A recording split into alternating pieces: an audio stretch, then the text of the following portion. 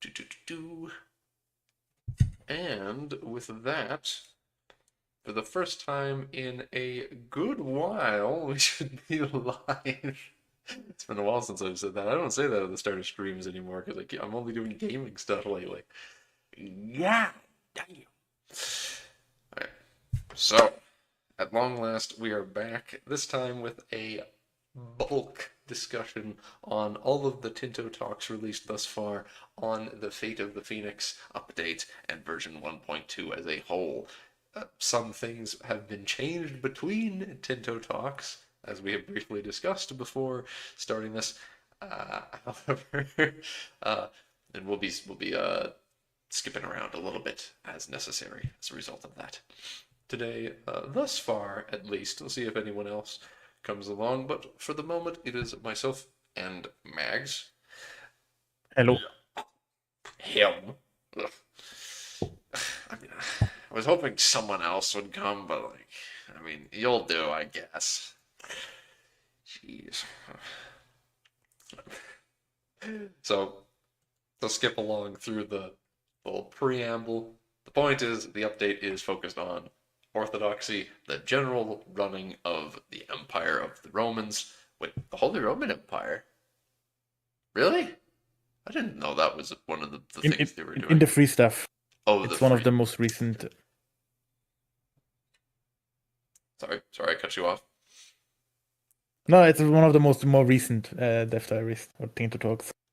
Where they Titties. discuss the Balkan Sphere, Yes. the HRE. No, the Holy Roman stuff. Okay, that's yeah, they're talking about the 1.2 patch, which is this is the free stuff, which is quality of life stuff, of course, Balkan content, which will be nice. Maybe Bulgaria will have some content and people will because it's really hard to justify playing them, even though they're pretty damn good. It's hard to justify playing them over Serbia because of Serbia's the epic mission to become empire. It's so cool. Uh, the HRE could definitely use some adjusting as always. It will always need adjusting. Those of us who played EU4 will know how painful the HRE was all the way up until Emperor. So, which was the last good update for EU4. Don't you didn't hear it here.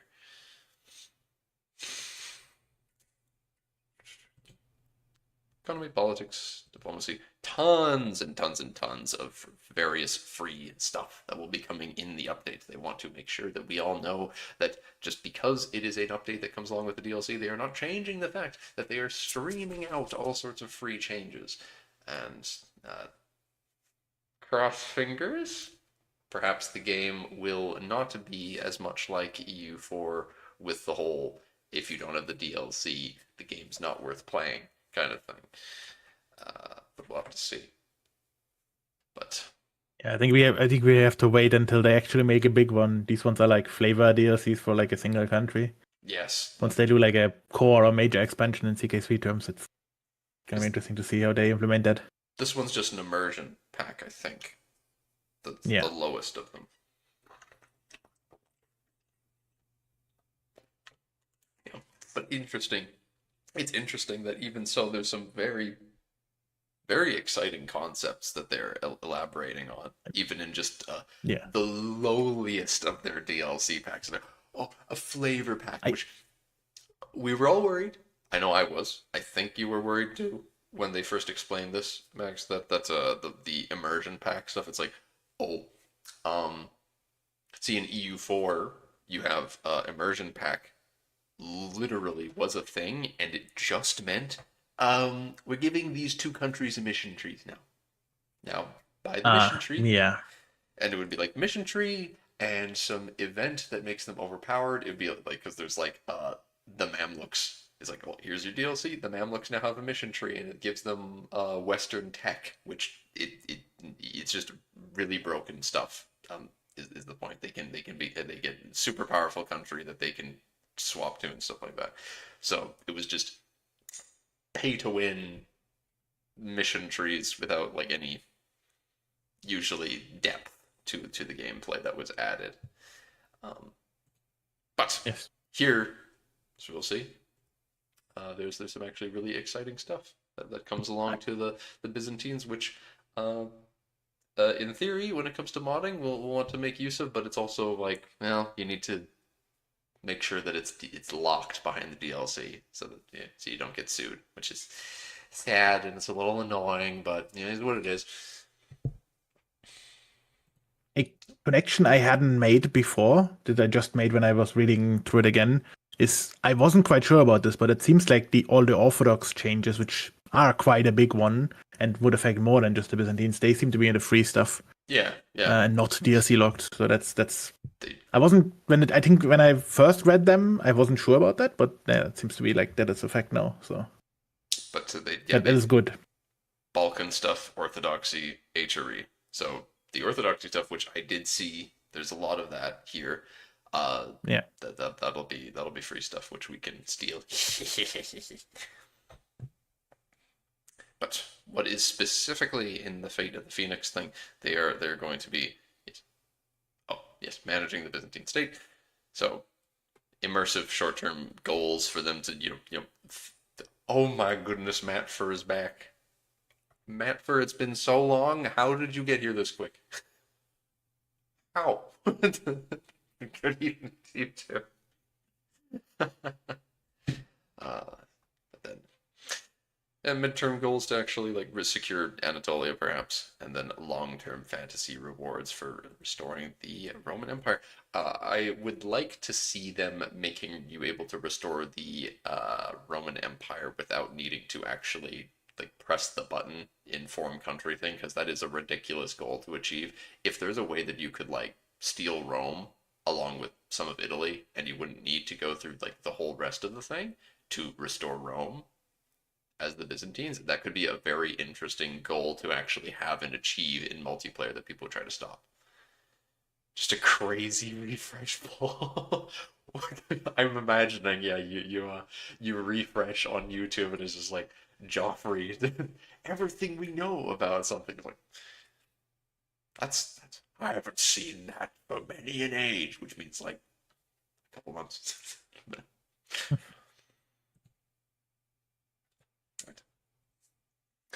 But here's just the vague overview, of course, of things that we'll be discussing. That they cover a lot of the stuff I know already. Think yeah. Oh, the improvements to orthodoxy, but that's theoretically going to be in the free patch. Cross fingers, because now yeah, I can I- see where you'd see this and think that it was part is part of the DLC, because listing it here Yeah. right The afterwards. patriarch stuff, and there's a new like best education. We will see this in like a couple of minutes probably. So But there's stuff that would be broken if it's in a DLC. Kind of. This is not a new one. This is not a new one, Matt. For this is one's been around since March 18th. This has been Yeah. out for a while. I am not saying this particular Tinto talk is at all new. I am catching up, starting from the start of the talk about of like the Tinto talk about the DLC that is coming next, and I'm gonna be going through all this with Mags. Theoretically, won't be delaying quite as much as this, but you know how we work. Me, how I work. Mags is better, but I bring out the worst in him and slow him down too. So I mean, I'm very good at distracting you. that is Uh, also true. We both have different ways of distracting each other. You, you thought you were, yeah, you skipped one. Yeah, no. This is just the one where they introduce us to the concept of bureaucracies, and I skimmed through this, but I didn't really read it in detail because the concept is very interesting, of course. Uh, this is one of the things that's going to be sad. This is going to be DLC locked, but doesn't mean that mod wise you can't make use of it. It just means you need to lock said mechanics behind DLC, which is a little tedious, but I'm sure I'll remember how that works in no time. Once the DLC comes out, because it'll all be in their game, stipulated with those locks in place. But this is something that DLC wise, it feels like it's a foundation for something that they build on later. Even though it's specified as Byzantine bureaucracy, this feels like some, like the groundwork for something they later on would be like, oh, here's you know different types, different countries' unique bureaucracies they'd unlock as well as generic ones. That's what it feels like they would do. But I don't know. Check the images on the DLC Storm page. One of them, there's Rome with only the Balkans and Anatolia, as in restoring Rome without Italy. Is it a Byzantium specific thing? Hmm. Or Presumably, yeah. So the Byzantines have a way to form the tech. So yeah, yeah. Yeah, that's very interesting because I was just saying, before you popped in, Matt, that I would be I was I would be curious if there's a way that the Byzantines could form it easier so that in say a multiplayer game, even with other players in contention with you, you could try and form Rome just by nabbing like central Italy as well as like and the boot kind of thing. Um, while leaving the yeah. Po Valley stuff. It's like you grab that. Uh it'd look nice and also would be justification enough to claim a Rome from a I mean, the Byzantines were still calling themselves Rome, but you know what I mean. I would not be surprised if the Byzantines can do it without Italy. I'm not sure if it's without Italy. The screenshot doesn't show Italy. It is definitely without the Levant and Mm. probably without Alexandria and not the Balkans. But it could be that they have Rome still. The screenshot doesn't show this. I would say that I think they should need Rome, but if they can reduce the requirements other than Rome by a significant amount, I would be fine with that. I think that would make sense. Actually, it is confirmed that there's Italian stuff in there because the screenshot shows them integrating Italian stuff. Oh, okay. To, Yeah, I can, cabinet action. All right, then they probably do yeah. have. It's probably more of a situation like what I'm describing, where they have secured the Balkans and so, as well as Well, they don't have central the Italy. Balkans. Hungary owns all of the Balkans, but like they have Oh, Italy, but nothing else. hmm. This is like look at a screenshot. I sent it to you in DMs. You can just open up it in browser. It's the third image.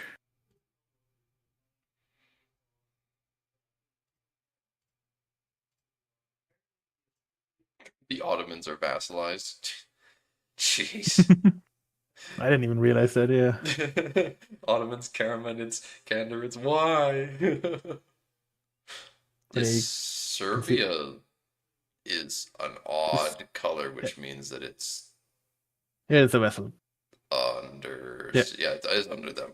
So they vassalized Bulgaria too. Oh, they do have Alexandria probably, as you can see on the right hand side. So like this is probably a thing. I don't know. Maybe it's even staged where they have a lot more of Europe through console commands or something. But you can see on the markets that they might have and Alexandria because they have lots of market income from it. I mean, it could just be marketplaces, but I don't know. Hard to say for sure, but Yeah. closing that for now. No, the Byzantines farming Rome is weird. You can see it as them declaring that they've restored their former glory, but it should recur most of the Mediterranean. Yeah, I don't know. It's hard to the idea of having the Byzantines restoring Rome is weird because the Byzantines claim they still are Rome. So where do you draw that I, line? Is the I difficult would thing. see it more. I would see it more as a thing that this means that everybody else recognizes them now as like still Rome, like or yeah, Yeah, or like Medford said with former glory. yeah. Which I do think if they owned Rome itself as well as like the southern side of the boot, people would look at Yeah, that as like, oh yeah, if they actually held basically that Naples. and integrated it, yeah. Naples and central Italy. If you held that, because they held it for a time in the past, but they didn't keep it. But yes, bureaucracy gets these. Yeah, you get bureaucracy slots, and the entrenchment stuff. I don't remember. It's like or dislike active bureaucracies, which will impact their satisfaction and problem or reduce. Oh, you can reduce the entrenchment by parliament agendas because entrenchment increases steadily over time, increasing the cost but also decreasing the power of both positive and negative modifiers. Bureaucracy with higher entrenchment is also more costly to remove. So essentially, it is a societal value that pushes on its own by default to max, which is an interesting Is concept. it? Yeah, I guess I just thought of it as a more involved estate privilege for a second here. But maybe it's like a mixture between the two of those. Well, Because it's kind of a privilege to give one of those out, no? In like in part.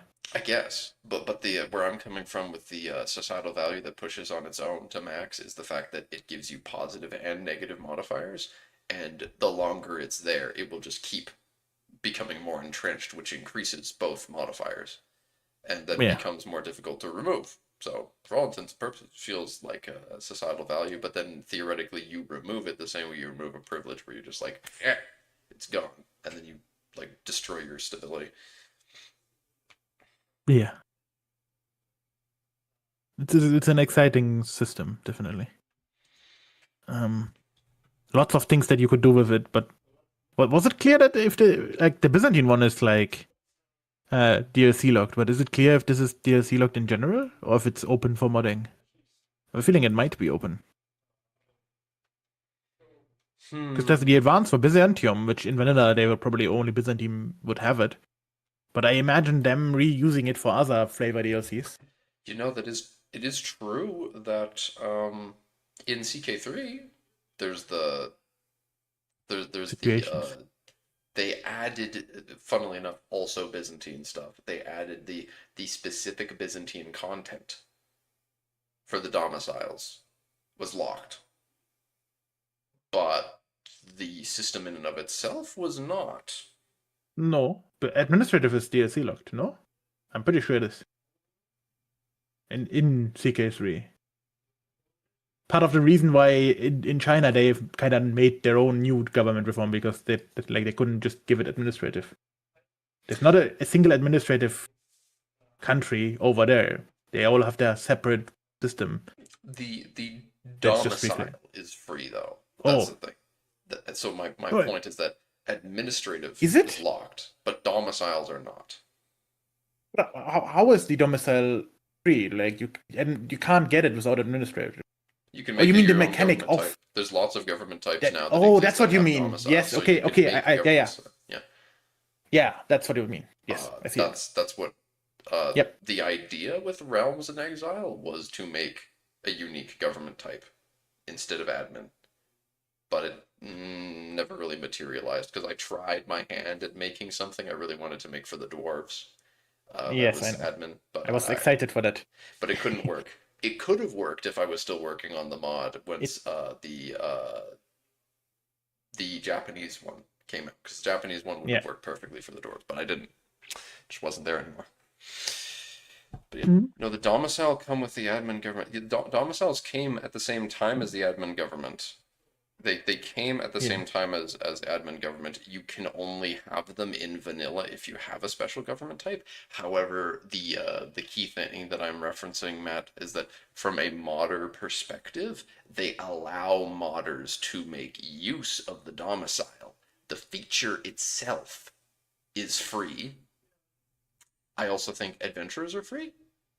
Do you need to pay for adventurers? Uh, I think you can pay for adventurers, but like the mechanic of the camp, the domicile, that system is free.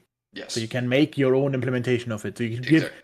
because I remember this, I was thinking about it for fuel. Give fuel, you could give fuel their own domicile, um, if And you and wanted. and that's why, Matt, we're talking about this idea of you see this trigger, allow bureaucracy.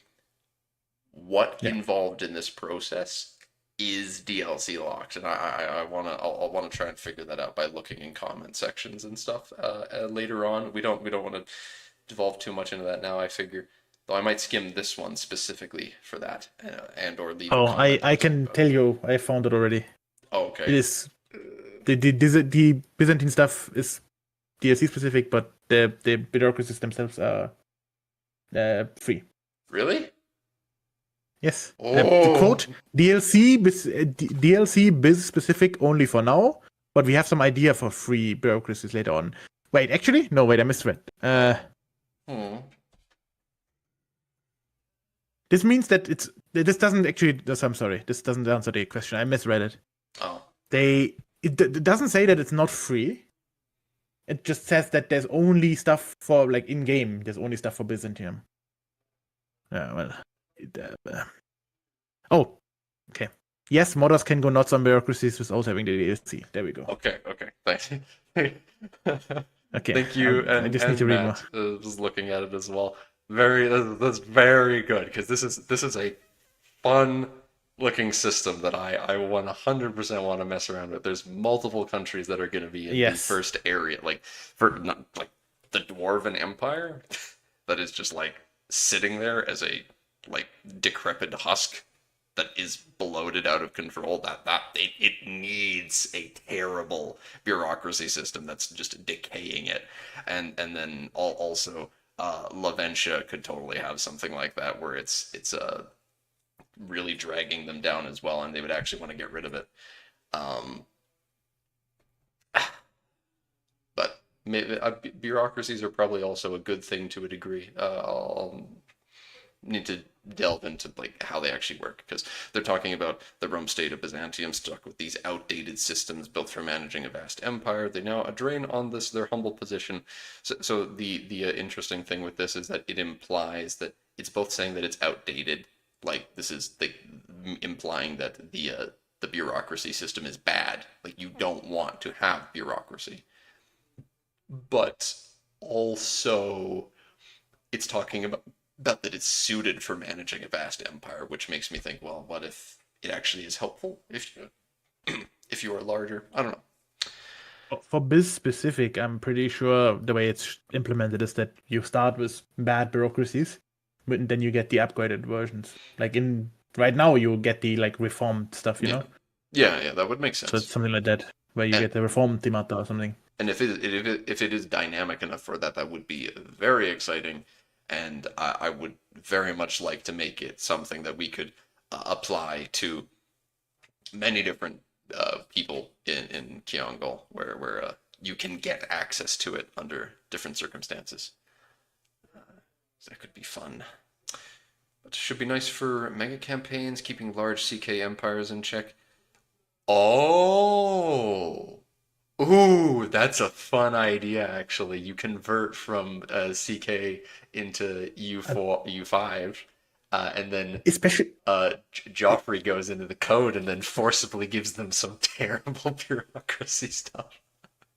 especially if you're an admin realm, because then you can even argue that this must be the case. You know, Yeah, maybe the converter even does that, where it just gives you bureaucracy. so is the two sides of the That coin. would Either be a nice Joffrey gives you balance. some absolutely horrendous estate privileges and laws if Yeah. you're a feudal realm, or you have also bad laws and bureaucracy if you're admin. Uh,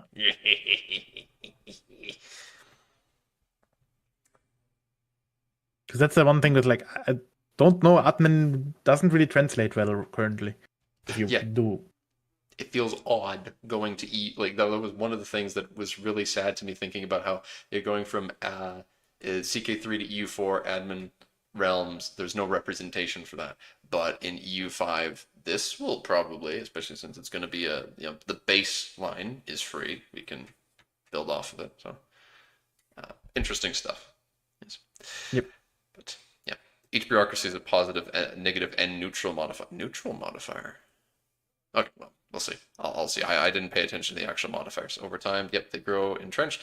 Funding them correctly will allow them to flourish, and you get good bonuses. But if you don't fund them properly, they grow corrupt and decrepit. Yeah, Uh, that's so. So it becomes a case of it's more stuff you need to spend money on like crown power if you're a monarchy kind of thing. Um, and if you don't spend the appropriate funds on them, then they just become bad. So it's basically giving you extra government sliders. I didn't think about it like that, Yes. but like you have your stability slider, which you don't need to use the stability slider unless you're really trying to reform your government most of the time. Um, Question is just how it scales, yeah. because sliders tend to be, because of the scaling cost, either cheap free or extremely expensive, Mm-hmm. No. so that you don't want to run it. Yeah. If we were, I don't really want to mess with the vanilla numbers too much where not necessary when it comes to Kyangol, of course, but like things like republics and theocracies, I really wish they needed their government power more. Because republics and theocracies don't really care that much about having max government power, so they can really cheapen And out. I don't understand why it doesn't give them crown power, because that should really be a thing. High Republican power, meaning more power for the head of the Republic. Like, I don't understand why that's not a thing. But that's probably. Can you code more government types, like further republic types? That's easy, but like Yes. from the purpose of making new republic types, but that's still a republic government, if that's what you mean. If you're talking about the mega conversion, the problem would be that the converter would be vanilla to vanilla, kinda. So like you wouldn't make a new whole government type to represent Republic. CK3 admin. Wizard Republic. Surely that's gonna be a thing somewhere. it, Yeah. it would. I mean, what else? How else would you describe a mage academy? It's a Wizard Republic. I mean, they're not gonna have a hereditary ruler usually, I imagine.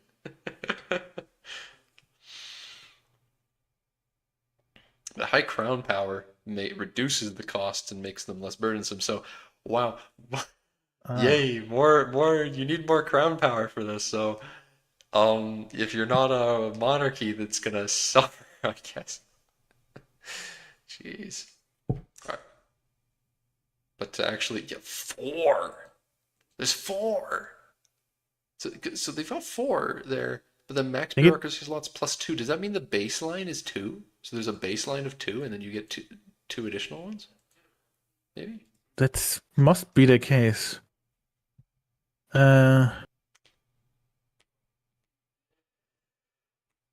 Rake Yes. elective succession type. I'm gonna scream, Matt.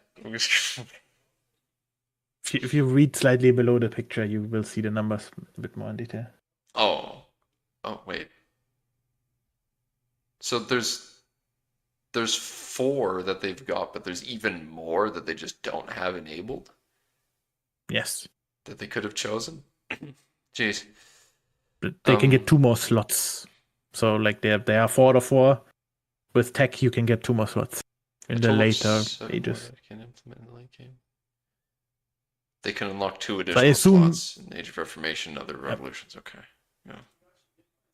I'm assuming the other 7 you have to. It's kind of the idea that you are meant to choose and pick one that you want. Also,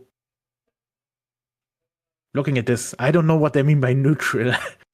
Plus 1 cabinet seat. The neutral effect be like plus 1 cabinet seat. It's a give or take. I could go without it. Yeah. The building cost is quite expensive though, so like that's that one is not free. Max urban control plus 5%, a cabinet seat, but then 25% building cost. Oh. Wait. So how do the effects work? Like if you don't pay for it, it gives you less effect, Okay, so or less positive effect. Each bureaucracy has a negative, positive, and neutral effect. They grow more entrenched, and the entrenchment increases the power of the good and the bad, but it also becomes more Well, and expensive. So the neutral effects, I it's, think the point behind that is that the they neutral don't effects move. stay the same always. Yeah. That's what it Okay. means by That neutral. makes sense. So you That makes always sense. have the Yes. point one legitimacy. You always get the army and navy tradition, and you would always get the cabinet seat, no matter how much it's funded or entrenched. You just if you have this Yeah. implemented, you get that. So that makes sense. And yes, they are all on at once. All of these are active, and they become stronger the more entrenched it is, both the positive and the negative ones. Hey, So the more entrenched it becomes, the more expensive it becomes. The more max urban control you get, up to presumably the 5%. But then also the negative effect of the building cost also goes up, and the maintenance cost also goes up. So so I they're big assume old money then sinkholes. Yeah. for that one, you just want to keep it unentrenched so that the urban control is not that nice. I think you would want to keep the no building cost cheap-ish, but the cabinet seat get this habit. So like you want to have this so that it gives you the least positive and negative effect. I think This system, like until even just like actually digging into and thinking about this though, like what Nuro was saying about balancing, this here feels like the perfect sort of system to balance China, because China is yeah. so obscene. But if you make it so that like you have to have a bunch of bureaucracy stuff, if you are China, I don't think you realistically can force them though. I But I have a feeling that that might be a DLC that is on the list mhm. for next year if they are going to release one because right now China is very I think very uninteresting in Yeah. that sense that it's very like OP and shallow kind of. So that I feel like that the reason why they haven't implemented any like they could have easily added some free stuff for China, but I feel like they might just be looking ahead already. Yeah. But that's Yeah. just a guess. But yeah, this is what China kind of needs, which makes sense as well because it's administrative in CK3 as well, kind of like not fully, but like a different vibe of it. Looking at this, we get to see. Oh wait, no. The negative modifiers go. No, the Yeah, negative modifiers go away when they're funded effectively. I this is what I think. was saying. Like maybe you if you fund it, you get rid of the negative modifier. That would be would make it strong, but like that would make sense. And then entrenchment just means how much the modifier grows, but you can get rid of the negative one by funding it. Yeah. Which Yeah. there's So some so shenanigans with the building cost where you fund it for a month and then uh, build all your buildings and then stop funding it for like years until you build again. you definitely could do some shenanigans with that, yeah. But the unless book it's looks unless at the it's ticking up basilica. the fund. Unless the The funding it ticks up, yeah. Yeah, ticking you get would be no the best way to positive. make it work, yeah. Um, but here the books of the Oh, wait, so you basilica, get for example, here that it's not funded yeah, at all, so you're not paying anything for it. Um, yeah. and then But you're that also means not you getting the keep the positive. neutral effect. However, they still get the whatever the entrenchment is at negative modifier. So pop join rebel threshold of 5%. Oh, I don't Yeah. like that. That's I think a very nice implementation because this means it's not just you have bad and a negative modifier and you just have to decide if you want to tank the negative modifier. It's I can take this and if I don't spend for it, I have some consequences, but it's But something where you you can don't more get play any of the around with it. positive, yeah. Because this is Yeah, presumably but like also negative estate power. So that if you do fund it, you get tax efficiency and negative estate power, and then you won't get the rebel threshold thing. That's very interesting. I like this one looks fun. I like this bonus. Um, I don't know how much the honorary titles you get I don't the know negative. that's like what 3% if you were at max. That'd be like 3% estate satisfaction. Like it's fine. Uh, the longer you It's have it, the yeah more you need to spend to reduce the debuff. It's true. It's true. Yeah. And the negatives are always there unless you're Oh, paying full price. You always have at least some negative because yeah, even here 75%, you're still getting a little bit of a negative. And at 50%, you're getting a pretty yeah. yeah, that's presumably half the modifier. So like you have to pay the full price if you want to get none of the negatives. And over time, the more expensive it becomes to remove it, and also the more powerful it becomes. So I can definitely see how this works as this system is it works very well where like if you are a large country, this system actually would be very handy because if you're large and your economy is working properly and your government is functioning effectively, you would probably be spending max on all of these and you'd be getting the bonuses. And it would be a big old money sinkhole that you're getting Yeah. rewards for. But right now, the Byzantines can't afford any of this shit. Yeah, but it's also not a thing where it's like bankrupting the Byzantines actively because they can just take the penalties, quote unquote, and not pay for it. They basically have to. Pick the ones with the worst, with the best penalties.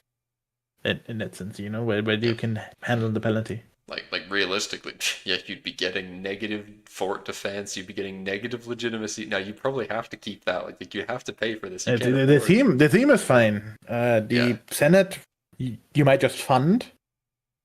Oh, the other one's ritualistic. because Hmm. the I estate might just privilege pay for the ones and this. Yeah, these. I think I wouldn't pay for the honorary titles and books. Yeah, the Uh, strate. If you look further down, the strategatia is also something where you can decide not to pay for it unless the paying for it needs time to scale up, which it might. You just get some less manpower and sailors, which I think in the early game you can stomach. yeah, And then when you go to war, if it's like the normal sliders where it's you put it up and then in like a short time you get the max effect again. Um, then it's like really good because you can just take that. You don't pay for it when you go to war. When you pay for it. this one is so good. Oh, the Kefalai. This one would be Yeah, fantastic if you pay for this and you just get the max urban control and the cabinet seat. Fantastic. yeah. Estate satisfaction is definitely good. It- It's definitely good. it- I oh wait, wouldn't recommend. is this gonna be tag? This is gonna be limited to the tag of the Byzantines, right? Yeah. Because I had to be that guy, but like imagine the possibilities if you become Turkish. How many cabinets did you gonna get? You're getting one from this, two from being Turkish in the end.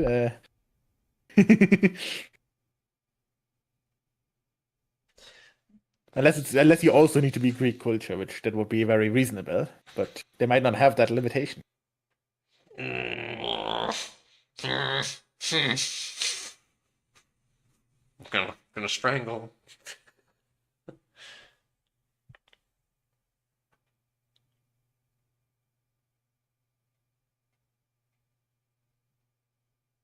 Mamluks and Yuan got Oh, one bureaucracy too at the start because they start with a megalopolis and Trebizond gets one too. Huh? it might be a new thing, but There's like in this dev diary, they said that's yeah. not gonna be any free. But we've had this was like more than a month ago, so maybe they changed it. Bureaucracy maintenance of 12 paper. 12 paper That's for the bureaucracy. Damn. good. You can make even more money from paper. Yeah. Why did the slave markets need paper? That's funny. Each bureaucracy available is liked or disliked by the estates in your country. This increases or decreases their max estate satisfaction relative to the entrenchment. Estates will also raise parliament agendas to entrench or disentrench specific bureaucracies based on their opinions. Likewise, removing a bureaucracy will cost stability relative to the entrenchment, and it will also anger or please estates depending on their opinions. Currently only Byzantium and Trebizond have bureaucracy content in the DLC, but the system is available to modders, and we have a lot of ideas on how to expand this feature to other countries in the near future. So yes, as said, yeah, it is available for modders to fuck around with, and to fuck around with it we shall once we get our grubby little mitts on it. You don't know if EU5 has books. Yes, books. Books is in fact a resource in EU5. Yes, it is a very valuable one. In fact, it's so valuable they're nerfing it in this update because they have such a high demand that it was or such a high Yeah. just base price that they were way more valuable than they were intended to be.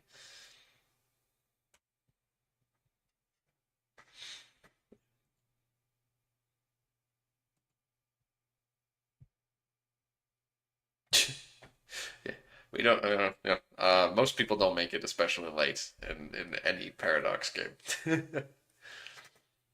But yeah, here's the thing where yeah they've changed this, so we'll see later on what they changed the Hellenismos and I think, Latinitas thing. Um, I think some of the events might still be interesting. Also, that the disaster I think is not changed, which we I think didn't talk about before the stream.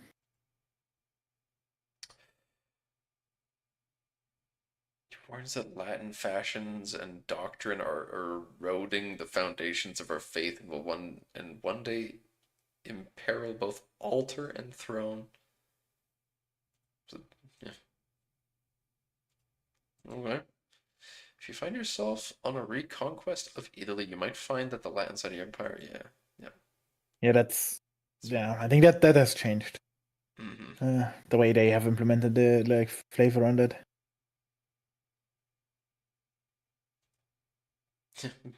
They did change a lot of that. I know. I didn't read too much of it, but they did change it.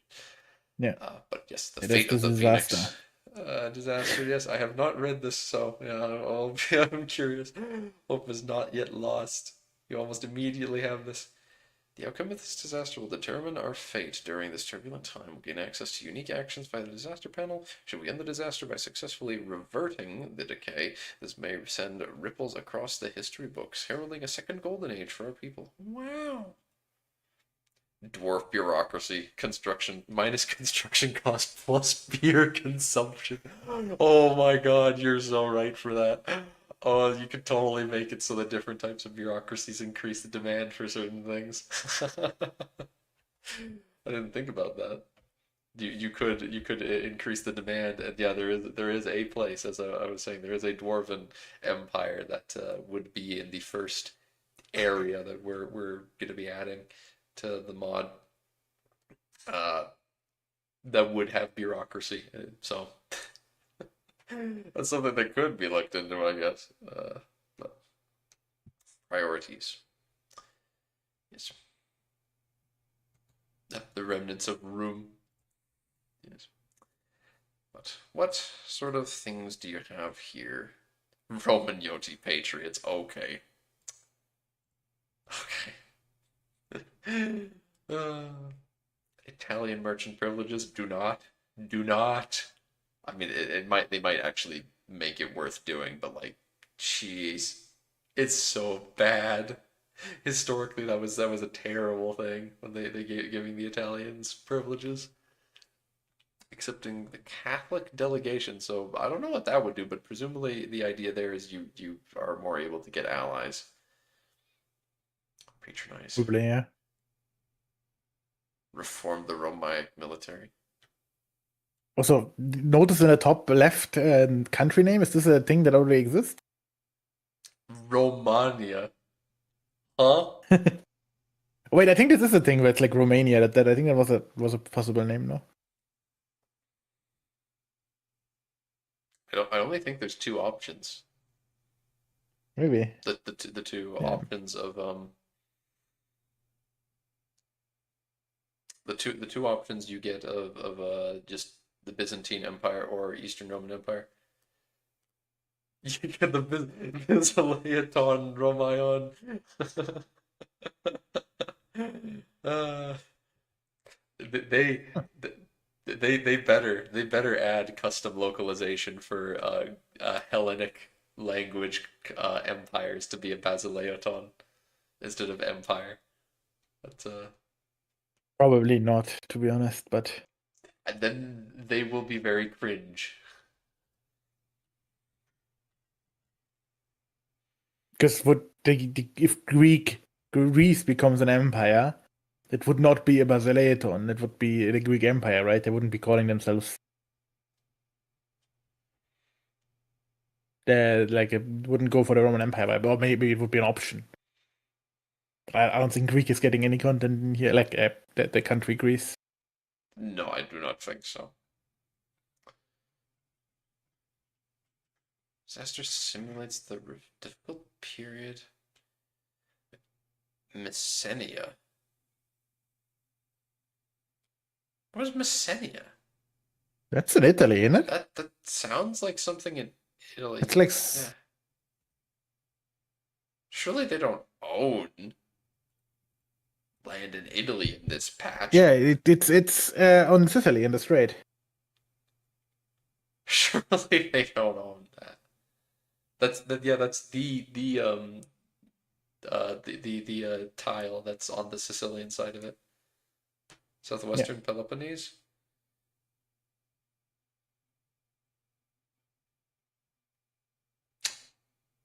Well, that would make a lot more sense if that's the case, man.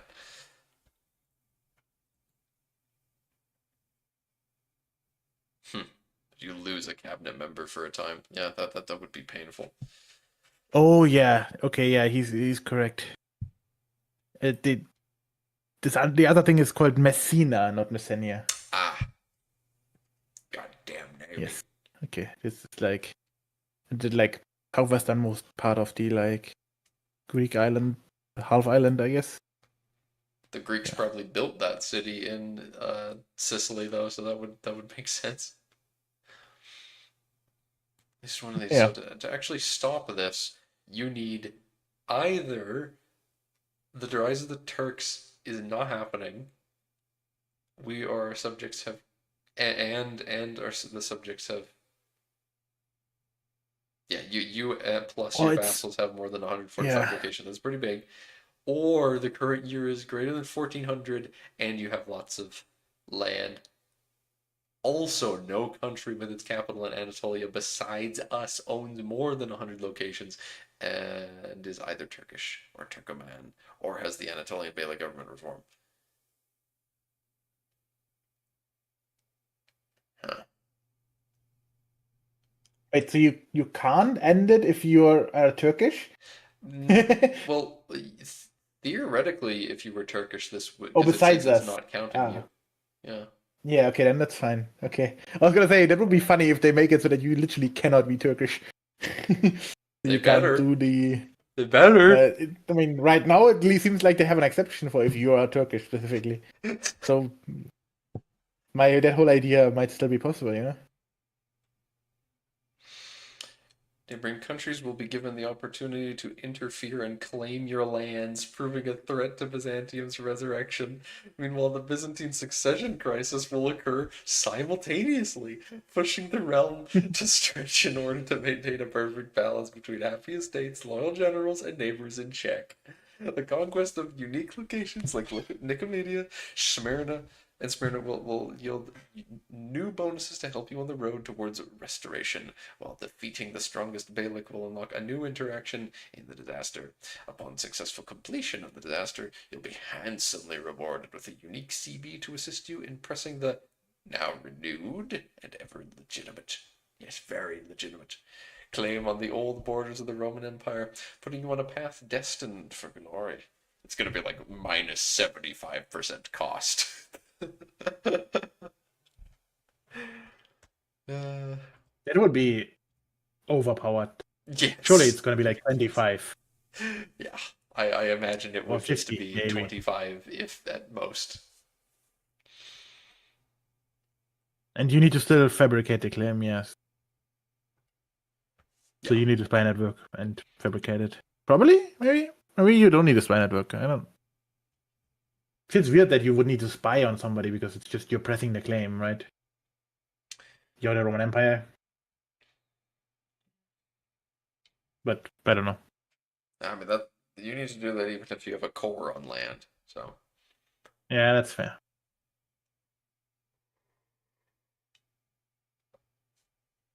so yeah, you get the Roman border CB. Spread Hellenism and encourage Latin militarism cabinet actions.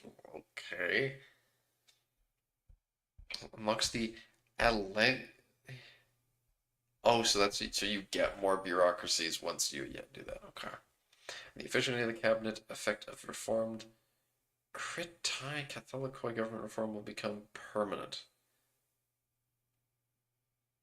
Hellenism is the love of Greek culture. An intellectual movement prominent which promoted Greek culture. So the idea there is that you can probably make the Italians like you more. Something like that. Like the culture, the Italian cultures, I would assume. I don't know if you can improve relations or what exactly it's going to. I imagine it might just be a thing which you can do on a culture, which takes time and then it makes them like you more.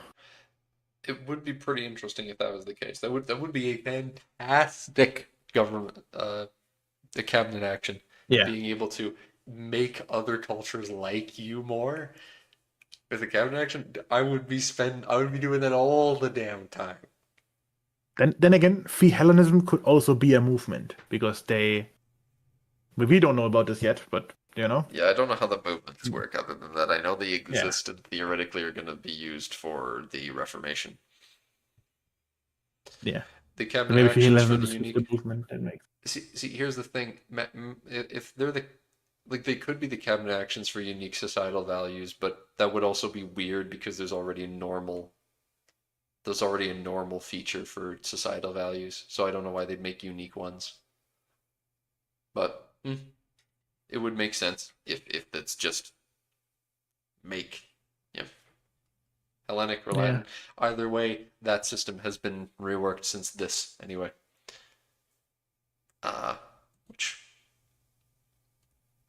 on to the next one. The one where they start talking about because here they're talking about orthodoxy. Because yeah, some of the features that just come in the patch that releasing alongside it, which is a lot, yeah, orthodoxy stuff. No comments. There is so much stuff to cover. I'm gonna lose my voice at this rate already. Like, look at the comments. There's No. nothing in there. I did check. There's nothing relevant in there. Okay. Okay. I have it all open so that I can see the comments, and I would check and see if there's anything interesting. Very kind. Very kind. Orthodoxy. Both ecumenical and autocephalous. Yes, all the different patriarchates will be getting content. Then okay, this is good. Don't know what those symbols mean. Huh. The different patriarchies. Patriarchal seats, perhaps? As Well, there's if the you. Patriarchate of Constantinople. There's the Patriarchate of Jerusalem. It Yeah, could be and it IO could be. actions. Maybe it's like ones you own. It's like if you own Because different ones. right now we're looking at the Patriarchate of Constantinople, right? Yeah, If you scroll up. So like that might just be a shortcut to the other ones. but they're Because grayed one is out. highlighted right now. But Is why? there Why would four? they? Does it make sense? Maybe because you don't control them, yeah. Is there four of them? I don't know how many. I don't There's know his. Tarnovo, Constantinople. There's the one in Georgia, and there's. Why am I getting a phone call? And the other one's in Antioch. Ah. So that is four, I Is there think. There, none in like Alexandria or Jerusalem or something? I Or is that think something that the would need to one. be I think re-established? I think that Oh, I wait, think the only one that's in Alexandria is the Miaphysite one. I see. I think it's still gonna talk about this. Hey, this is a pentagon. This is something different.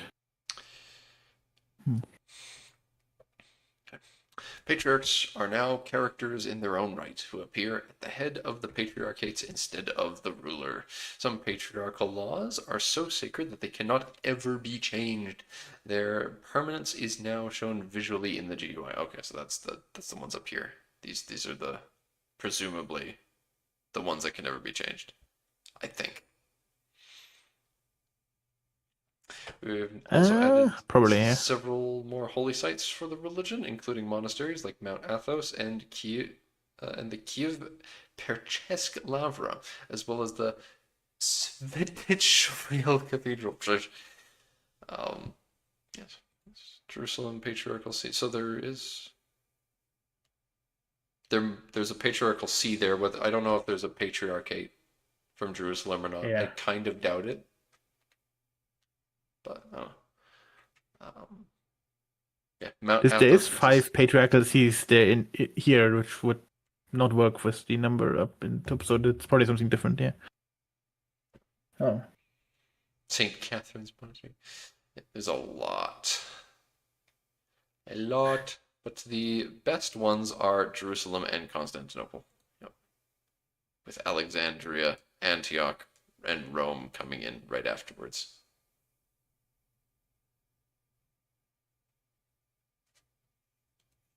And there's a tier one. Interestingly, there's a tier one holy site on Cyprus. Huh. Greek Orthodox countries now use the Koine dialect, pronounced keen, Yeah. keeny. Yeah. Keeny. That does not look like how you would say that. That does not look. That's not phonetically spelled at all. Keeny. Yeah. As the liturgical. It's a dialect. It doesn't matter. Yeah. That has no gameplay effect. Oh, it's a dialect of Greek. Okay, fine. Yes. That's neat, I guess. I wonder if there's going to be different localization for it, but I doubt it. I was just thinking that, yeah, the idea of hold on a second, you could make your court language that, presumably. You could make your Yeah. court language that dialect instead of normal Greek. And it would have no gameplay effect, but it would have presumably some localization effect. Which is something I Yep. never considered. It's like, oh, hold on a second. You can that's something that could totally be done. Just for the I mean, the this localization stuff. could also make the difference of like, oh, what is your name? Is it Basilioton Yeah. Romaion or is it Byzantium? Yeah. I think that's something that could be fun to mess around with for our own like liturgical language stuff. Yeah. There could be a dialect specifically for the Imperial Creed. And it would probably make sense. Right now we have it as like the Hibernate one, Yeah. right?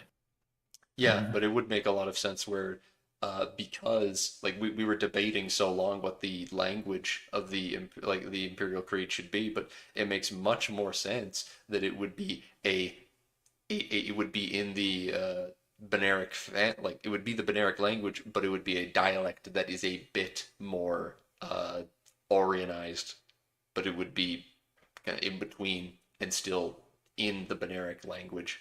So then, and it would function similarly then to Latin. Oh, Dutch. So dumb. Thanks for a second. Dutch. Yes.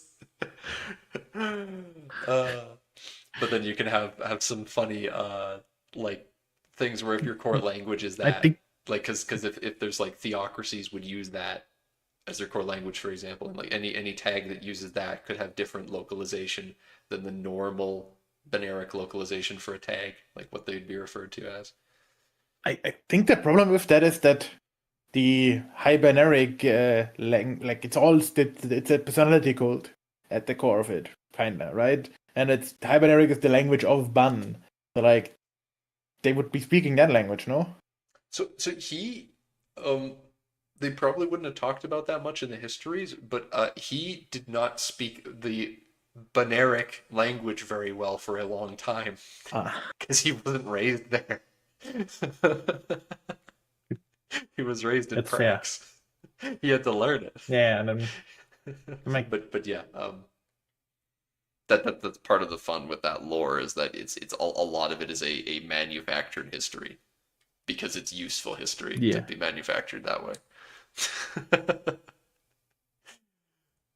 Yeah, I could maybe I don't know how we would implement this, but I could see it being like a somewhat like more universal, simplified language. Where Bro, it's it's just English.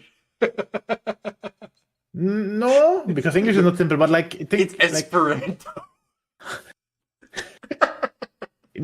I yeah, I was thinking in the sense of that the German language is the starting of language, but it's something where it's like very simple English because A, that's what Ben could speak, and B, that allows it to be more easily accessible by other people in the empire, which would kind of make sense in that regard. But I don't know, but that's probably something I can think more about later.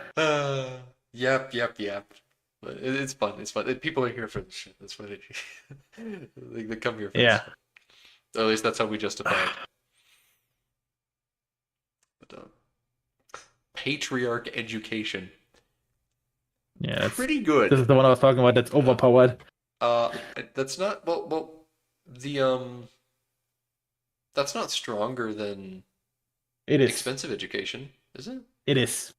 It is. Is It it is expensive? 0.75 for expensive education. So it's slightly This better. is it is the slightly better, but I mean that just means that you will always have better heirs and children as Byzantium, But you need to or generally spend Orthodox. you need to also spend money. You also need to spend Yes, legitimacy, and you need to spend uh religious power, and it I'm. costs religious power per month while you're doing that. Oh yeah, that's the per month is probably the limiting factor, so you So can't spam it on all your children.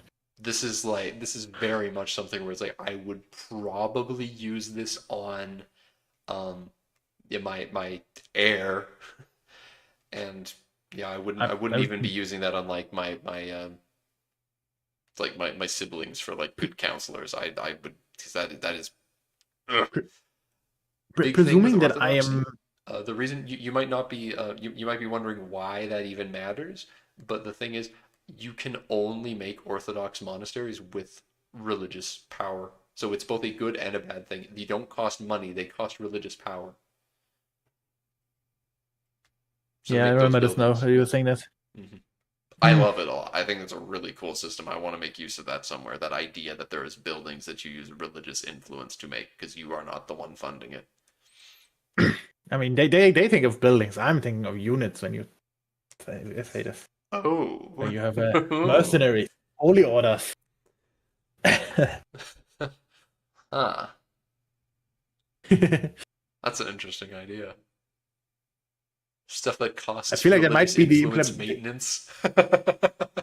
Yeah, you can spend religious influence and pay monthly maintenance until you're zero or negative, and you can get hire a holy order if you have a reason for it. Might be the implementation they do for the Iberian ones once they implement them. They are gonna since they're gonna be BBCs, right? Yeah, Give them standing armies and then let them be hired by people as religious mercenaries. I've just been staring at Matt for his comment about ancient Greek for Macedonian revival, and I'm thinking about the Crusader Kings legend where you're like some dude in northwestern India, and you're like, oh, this document says that I am descended from Alexander's 15th most important general. I'm gonna restore Macedonian culture.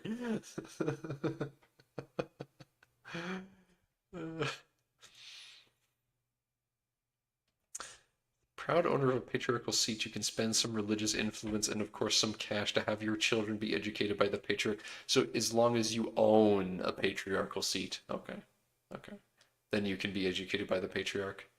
Finest education in the game in terms of Yes. ability development. Yep. And it converts them to orthodoxy on the off chance they were a bit too wayward. Huh. That's interesting because there are events where your children can convert. So this is the But thing. these events happen too late, no? It's like Oh, you you're have a right. male Yeah, heir, and then it's like, oh, he's gonna convert you're right. something. That does happen. Here's the thing I'm wondering though. I want them to make more of the there's a lot of like texts that are a lot of the heresies don't have text. Basically none of them have text. And I would like a lot of the Orthodox heresies. I would like if they got a lot of the text that Orthodoxy gets. And if there was a way you could just usurp a patriarchal seat for one of the heresies somehow. I don't know if they're going to do that, but I would really appreciate it because it would be very neat if you could usurp Bogomil, like usurp like the Constantinople patriarchal seat with now it's a Bogomil patriarch. Yeah, I don't think that's the case. And there's something they talked about that some of the stuff for Orthodox the Miaphysitism also gets, but I don't think that's the case for the heresies. I don't think they are touched. That will probably be one of the major DLCs that they're gonna have, where it's just the heresy DLC or something, where Perhaps lot of the heresies are gonna get touched. the But bad it would be an touch. easy way to just give them content because there's a lot of cool religions that just don't have anything Mind you, there's or so don't many have enough. texts. Mind you, there's so many Yeah, texts in the game that it doesn't always hurt to be missing out on some flavor from things like that. Where it's like, well, just means it's it's easier for the you to research other stuff. the problem is that like oftentimes switching faith like to a heresy is a big opportunity cost, so it should be coming with a reward. Yeah, It shouldn't be having less stuff for you. And I think. But I mean, for Orthodox heresies, it's a bit less of an issue. But like, if I'm thinking like even Catholic stuff, it shoots you in the foot kind of to flip because then everybody else hates you more. So you need to be rewarded for it, in my opinion. Which Hussitism does quite a lot. But yeah,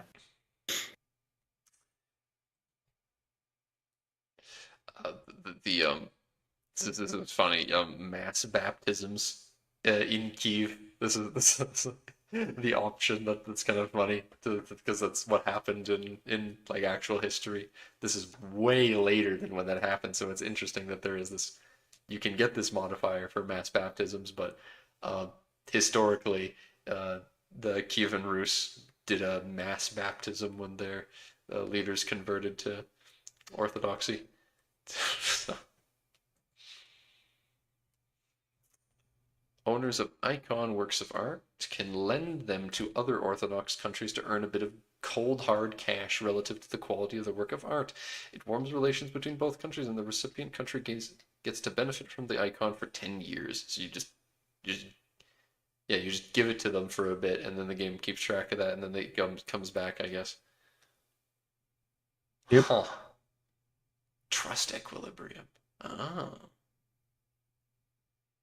Opinion and trust equilibrium. You both like each other more. You get more trust equilibrium, and then the person who offers it gets gold, and then the person who gets it gets to benefit from having it for a bit, which is like, this is interesting. The Pentarchy. Okay. So yeah, and Alexandria is there. Rome. Rome. Yeah, and Jerusalem. Constantinople, Jerusalem, Rome, Antioch, and Alexandria. The full It's Pentarchy. in, it's interesting that they are all localized not after the location name, but after the like Greek name for it. Yeah, even though they're not owned by them, that's very fun Yep. actually. I didn't consider it.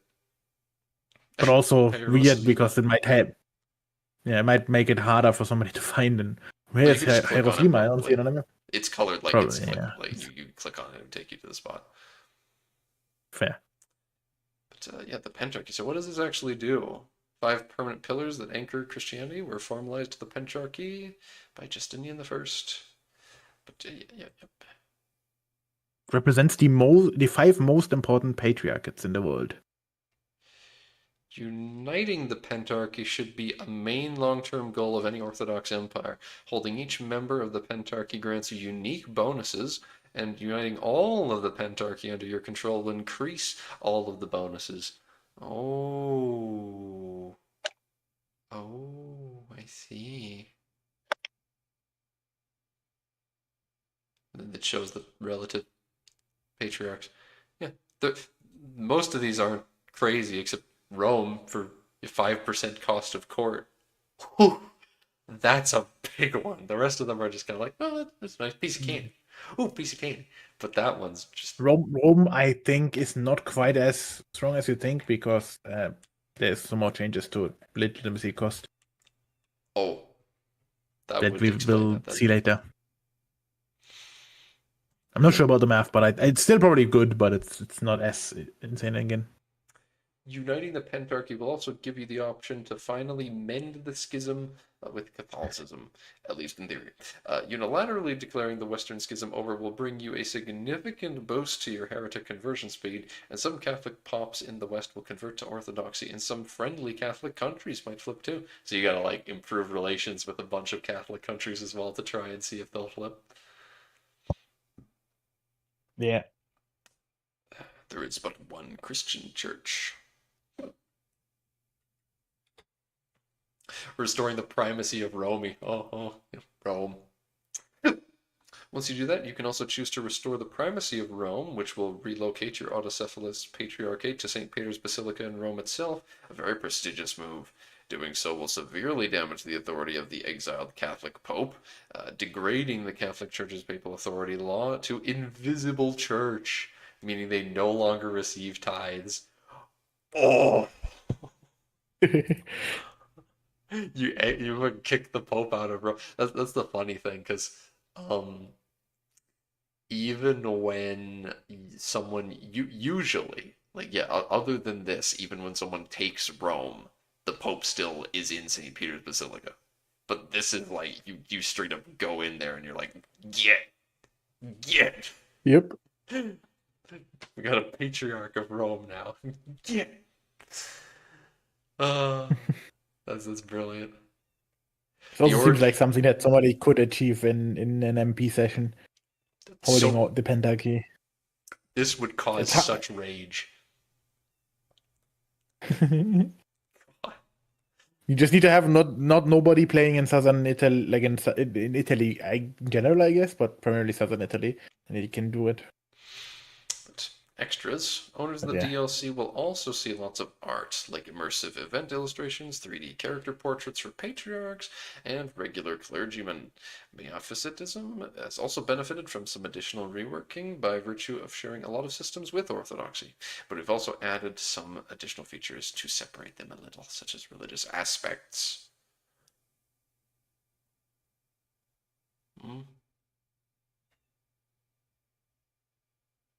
yeah, they also okay. get patriarchs and the same system. Hellenism, yes, as an Easter egg, yeah, it's gonna be easier now, presumably. So, I, I did it when it was tough. Since an Easter egg resurgence of Hellenism was base game, we felt it was worthwhile expanding on it just a bit. Eustace Plethon, yep, syncretism between Christianity and Hellenistic paganism. He preached that the Hellenistic understanding of God was compatible with Christian understanding, and that the ancient Greek pantheon should form the basis of the Byzantine state religion. Although he frequently danced close to being branded as a heretic, he retained good connections with the Byzantine court. Oh, I didn't know he was actually that overt. Jeez, where he was just like, oh yeah, Zeus exists, and Mount Olympus is like the gods are up there. They're just also underneath God. I, Uh, I I'm I don't know how that is possible to argue, but like you well, back then understanding was different. yeah, that's fair. They didn't. They didn't necessarily like. I said there is a world where you could argue that the gods lived above Mount Olympus back then. Yeah, no. What I'm saying is how like Christianity is inherently a monotheistic faith, and how you can argue for polytheism. Like, what there must be some sort of mental bridge. Like, what's the argument there? Is the I argument know. that like the Hindu argument where they are all faces of the same god? Uh, like faith of the seven argument. Oh Where yeah. they The seven-pointed star. yeah. Or Hmm. like, is the argument that like Zeus is God and the other ones are just not God? Usually it ends up being like when Christianity spreads to an area, it's the idea of like take their most important being and say that person is either a human that existed and they're a saint,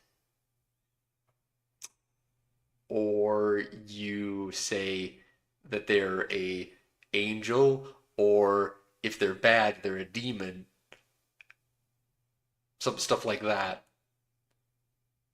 But this Yeah. doesn't sound like he's saying like they were saints or something. He's saying they exist and they Mm. have power.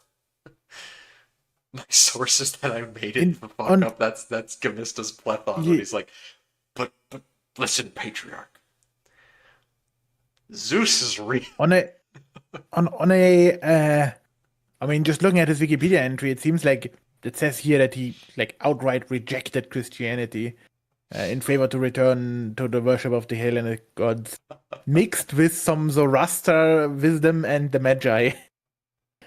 How this man managed to maintain good relations with the Byzantine court and skirted around being branded a heretic is wild. That's he was pushing it more than I imagined possible.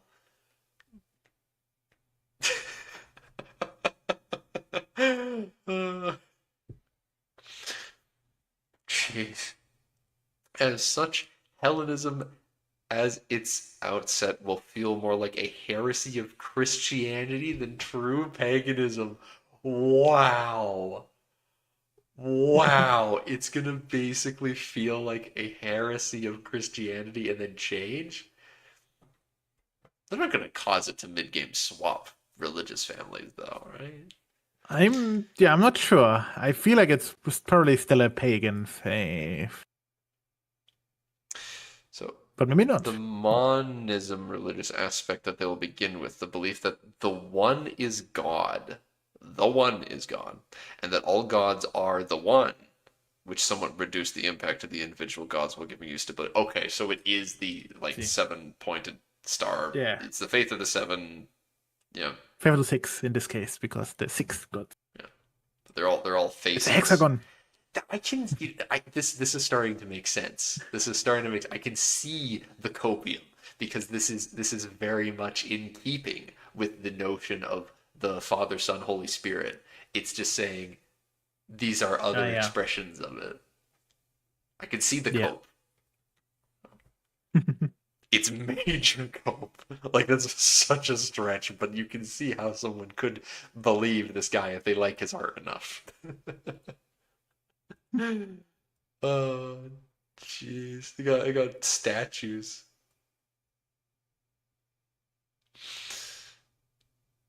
Huh. Ares and Also, Athena only next to each 6 other. gods. Yeah. I This bet you is based they actually put Hermes on this list. Put some respect on my boy's name. Huh. I'm not sure Wait, what would Hera's be not like if here. this is. Yeah, I was just gonna Bro! say no Hera, Dude. no what does he call Hephaestus? They're like Smith god. Yeah. Uh, yeah, there are Damn. quite some that are potentially missing.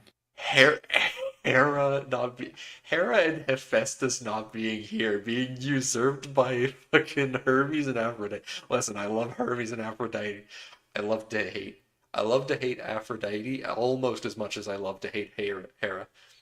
But neither of them deserve to be here as much. But I will take it. I will take it because I love Hermes. I, So, I wonder what's the reason for it limiting it to 6 gods. Because you could fill it out. There could be more, but I guess then you UI. have to find modifiers for them all. UI Yeah, space. that's true as But well. the plus symbols here is interesting. I think that's omens, maybe? You offer an omen to one of the guns. It's talking in the top left of that screen. It shows offered omens as a thing. Here's the religious aspect, though, as they were talking about the all, like the one is Yes, all. monism. Yeah. If you hold all holy sites for the Hellenistic religion, you can also declare a return to the old ways without having to wait for Plethon to appear. This kind of player-driven heresy is something we want to look at for other religions like Anglicanism eventually. Wow, what are the holy sites then? So if you hold like Rome as well as some other things, presumably, I don't know what they'd all be, but obviously Rome. Uh, I don't think it says it here. Yeah, it doesn't in this image, no. Uh, And there's no holy sites no, for also Hellenism not. in vanilla. Yeah. So you hold all the holy sites, you're able to just just be like, yep, we're gonna do it. Would be cool if you could worship Alexander the Great. That that feels like that is more like something that the ancient Greeks would actually do and less like the LARPing that you would be doing now. But I do see the idea of the worshiping of Alexander the Great, but it's a theory that Saint Andrew's body is actually Alexander. Okay. Uh, but yeah, gods. The gameplay Well, of Hellenism is a little unique. Sorry, go on. no, I was gonna say it doesn't matter. It's just Okay. off topic. Uh, Historically, praying to individual gods was considered a ruler's civic duty. Roughly every 10 to 20 years, players will be able to perform a ritual to one of 6 gods. So it's a mean time to happen thing. Invoke Omen with Zeus. There's no mean time to happen. But like, how is that gonna? It's just gonna random chance. But yeah. Look at this fucking picture. Yeah. I don't know.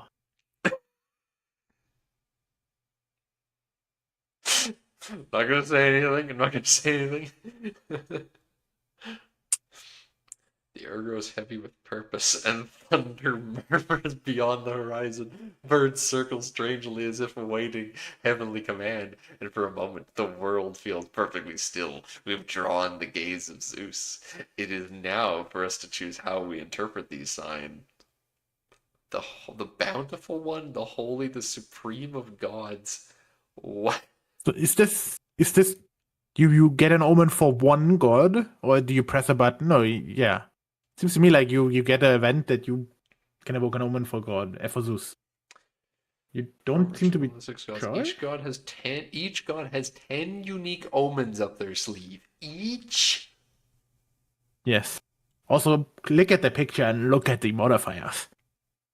These ones though. Or do you mean the next one? No, the next one. I mean, these ones are, some of them are already The 33%. What is that? Food production. Yeah. Um, Yeah, that bottom one. Yeah. Upon paying your religious influence, they'll give you a small random selection to choose from. Once you select that omen, it stays active for 10 years. Okay. Yeah. So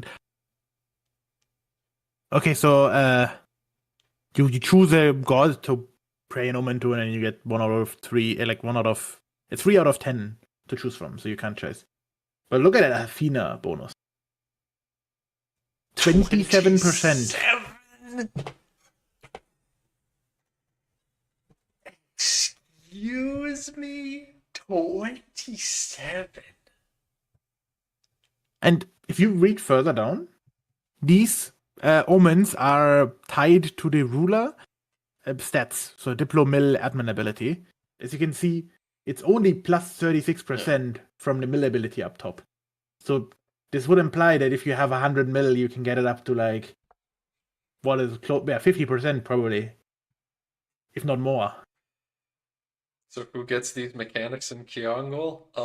The spirit worshippers. I mean, these are DLC locked, so we have to be careful. But Fuck.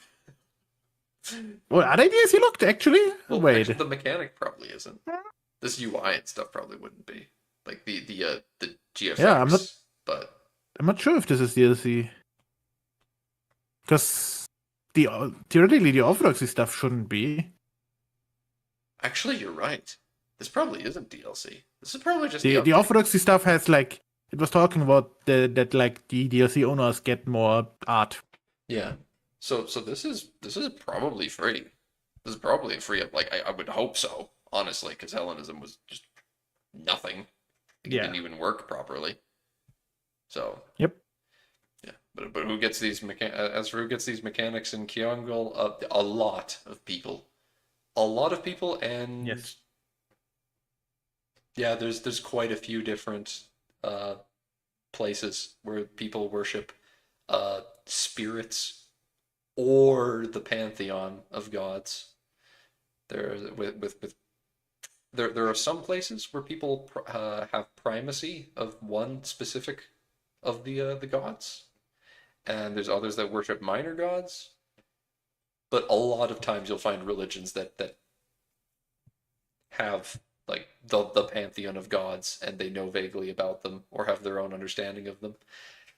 Uh, but in the main people that would be like that are the most protagonisty people that would have this mechanic would be uh, the Celtic Islanders and Prax, but they wouldn't. They worship spirits, not gods. They don't. They do not believe in gods. They know they exist, but they Which don't like them. which would thinking of this, like, this would also give an interesting opportunity of I don't know how that would work with the Baneric religion, but where like they become closer to Baneric, where they tie it all back together somehow. I'm not sure if that's possible. I have to see exactly how the one ism thing works. Yeah. Presumably, it's just that religious aspect. But we could change it to like rejection of gods or something, like the Yeah, opposite, because Benedict religion is anti-theist, so like it would be them expressly saying these spirits are not gods.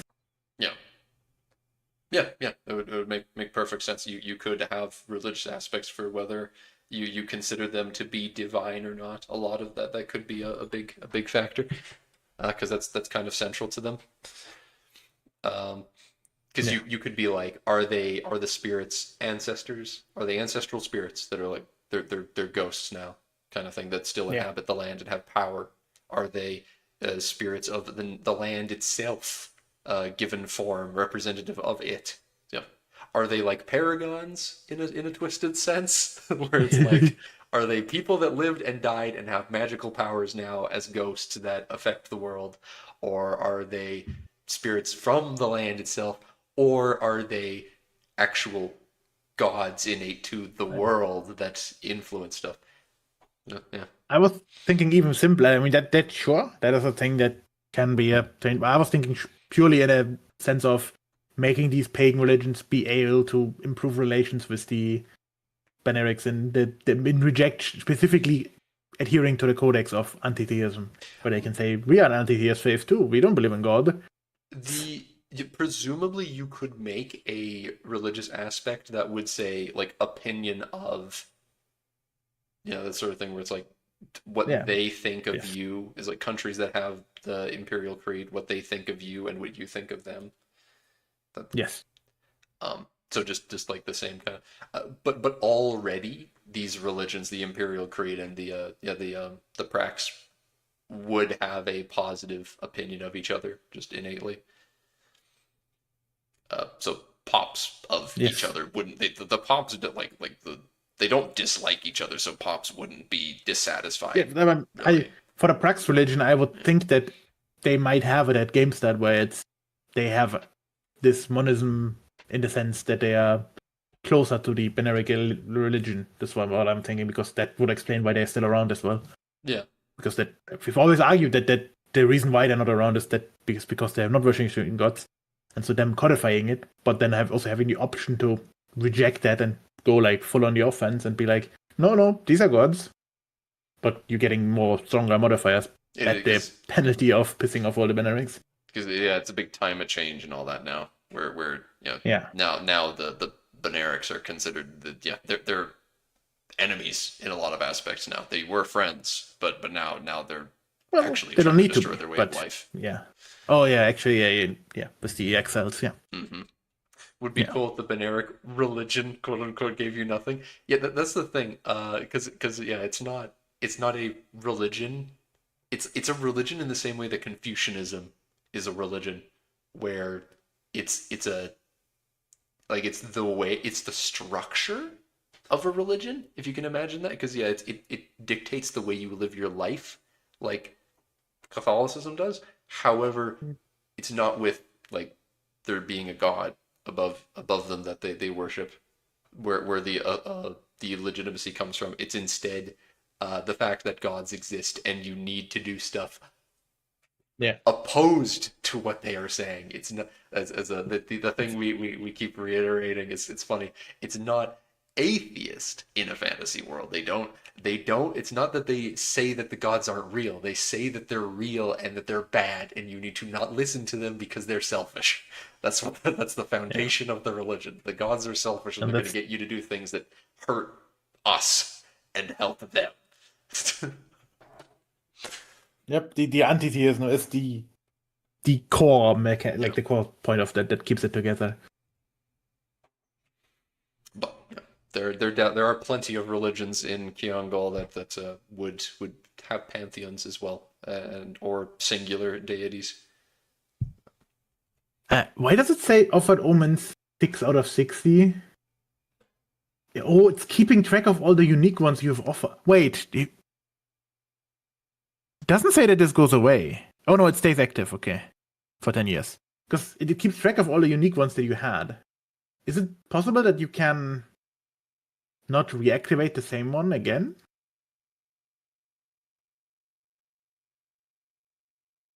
Or why would they keep track of 6 out of 6 offered omens?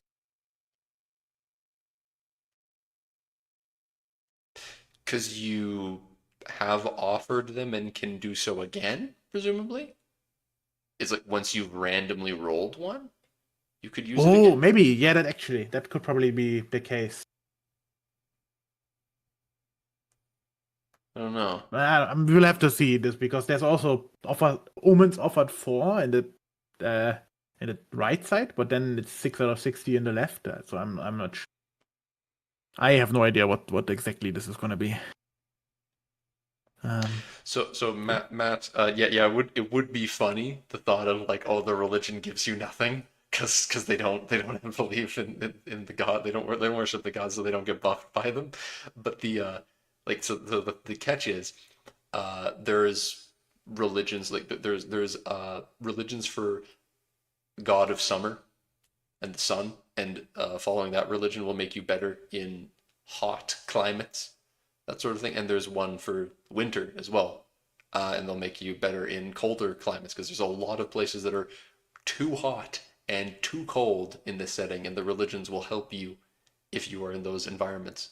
Uh, However, the people so like the modifiers then are representative of you are literally being blessed. However, in the religions where you're not worshiping a deity, the Imperial Creed people still have priests, quote unquote. And those quote unquote priests still have holy magic. Because that magic comes from their willpower itself. They cast these holy spells through their belief in their ideals. And as a result, there is still magic being done. The priests still have power. It's just not coming from an external source like many other religions do. It is purely internal, and as a result, the priests in the Imperial Creed, uh, these Beneric people, are much more akin to mages than most places because it's not any gifted power. It is this magic that they have based on uh, their own study and will. But Well, willpower clerics do. Oh, actually, never mind. Hmm. yes, Matt. That is the religion. The religion is weaponizing the indomitable human spirit.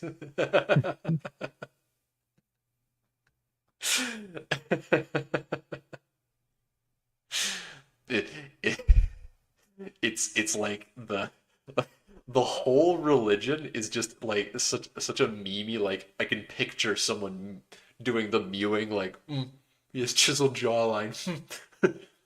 I have no excuse. I have failed this day, but will make no excuses. There is no God that will save me. I will simply learn and do better next time. I shall succeed. I have lost this battle, but I will win. I will not ask for help. I will simply do it. Your Undertale determination. God damn it. Uh, Alright. A map mode selection. What the? I wasn't even looking at this. There's one sentence above that is interesting. The middle one, middle paragraph. They get a small selection of aspects. For example, allow the canonization of god emperors. So, I mean, you can't make Alexander worshipable, but you can make Alexius Comnenus the Fifth or whatever. If you have the Comnenus family. Welcome back, Imperator Rome. How I missed you. Yes, Matt. It feels like yesterday we lost you. Best mechanic from Imperator Rome, filling out your pantheon with canonized rulers. I assume they will be in a lower category than the gods. They're probably more like saints. In Imperator Rome, yeah. having a god ruler was better. Like deifying a former ruler of yours, they would actively just be better than a god, one of the default gods. Yeah, it might just be like a saint. I imagine it's like a saint, what Matt was saying, but that like it might give you an active buff or something. I feel like, but instead of just giving you prestige. Well, it also makes it sound like, but it's saying it's like an aspect. Are you like?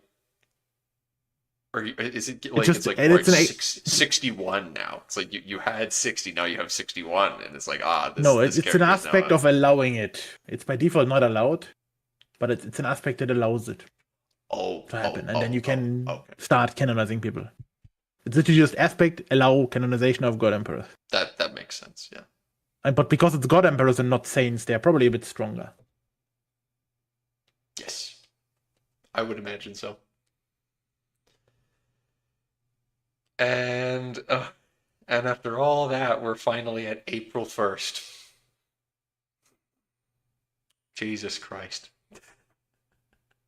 I am going to lose my voice by the end of this. You can be able to finish this damn thing. I'm talking so much already. If you need a break, I can read it. With my flawless accent. Yeah.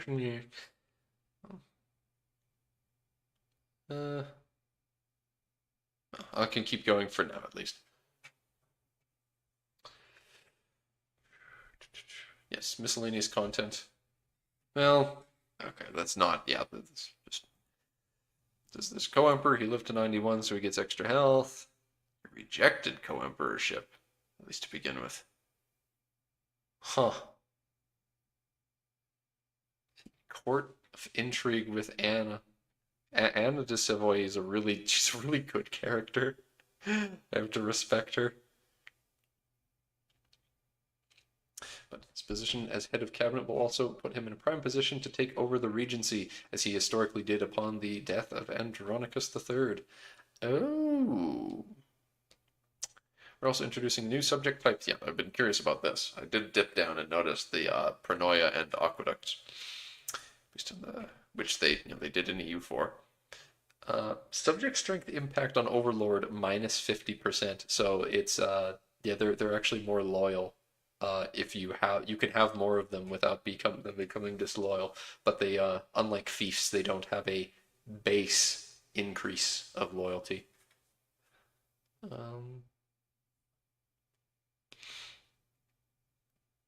So I guess theoretically you can make them larger. You can get away with these guys being larger because their power is also notice the Overlord will annex instantly the subject if they have no heir when they realize.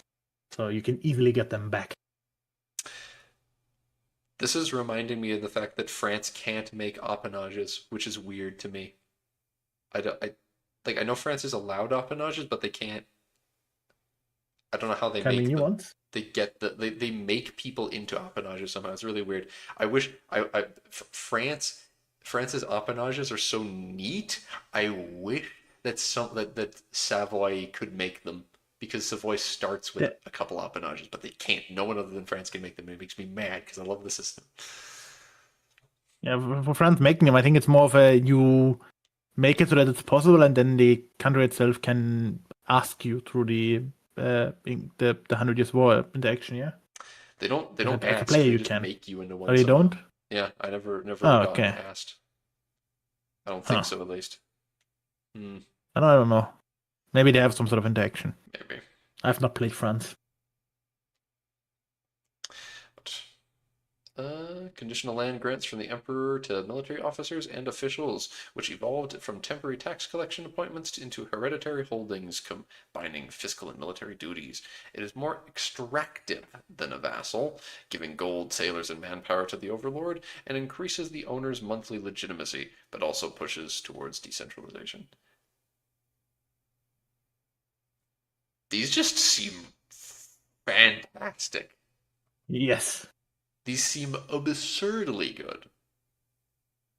Especially if you give it to unmarried 40-year-old woman or something that doesn't have an heir. They integrate it for you, you get it back for free. Assuming they integrated it before they die, yeah. Yeah, that's why you need to have but maybe there's a way to get it more consistent where you. There's a thing where you sometimes can give clergy members titles. But I don't know. But maybe, I imagine there's a way to make it happen. Which would be interesting. But even if not, I mean, just having them I don't know if Alexandria would be but something where you don't put a governor instead of a governor, you put that, and you get lots of value out of it. Yeah. But also aqueducts. Yes. What have the Romans ever done for us? Well, some cities will start with an aqueduct system. I don't know if you could. Presumably, you can't get Ooh. more of these, but they're good. A monthly legitimacy for each of them that you have.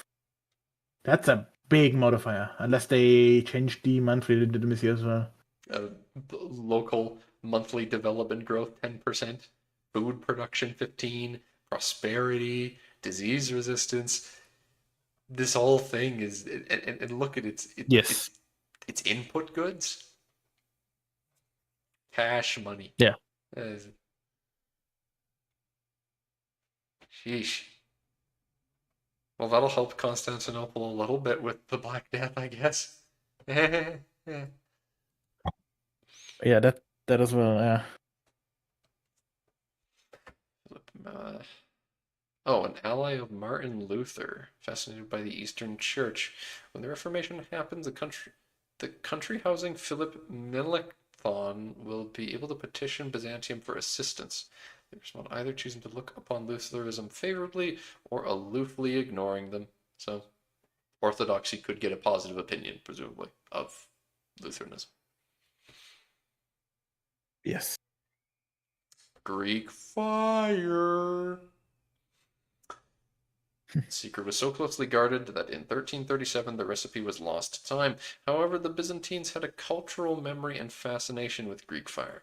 So if you have a scientist in Byzantium, you can sponsor them to rediscover Greek fire, a costly and dangerous process that has a high chance of ending in failure.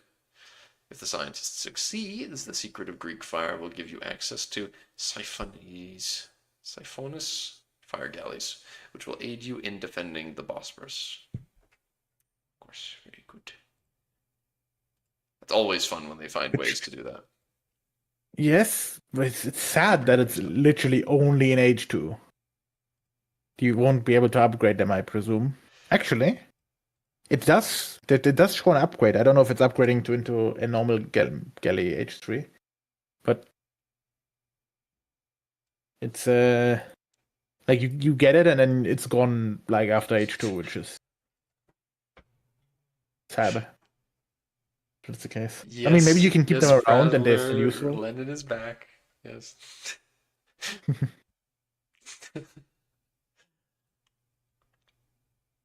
Once again, the Byzantine navy will set the sea ablaze. I do hope that it is something that they can, yes, they can do an H3 as well. That would be nice if the Greek fire stuck around as being actually useful for a while. Even though cannons are becoming more and more of a thing, keeping it for a little bit would still be nice. Yeah, you're right. The cannons would make that less useful. I wonder if they had it. I mean, this is not historical, right? I wonder if it was there historically, if they would have invented Greek fire cannon balls. You know, Did you the hollow cannonballs filled with Greek fire. did you ever play Total Warhammer 3? I have not. Oh, okay. The dwarves in Total Warhammer have a unit called a flame cannon, which basically Okay. shoots napalm. Ah, yes.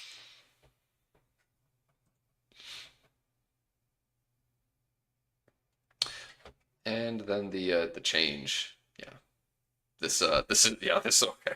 No longer the fucking 20% infantry or 20% cav combat ability that it was.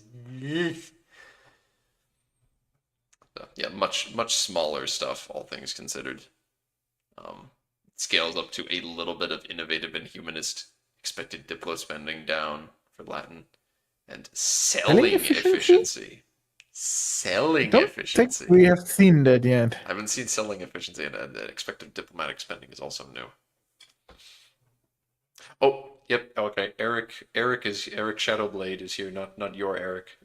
Yeah. Time Uh, to restart the whole thing. All right. Let's let's go all the way back. Eric's here. Damn.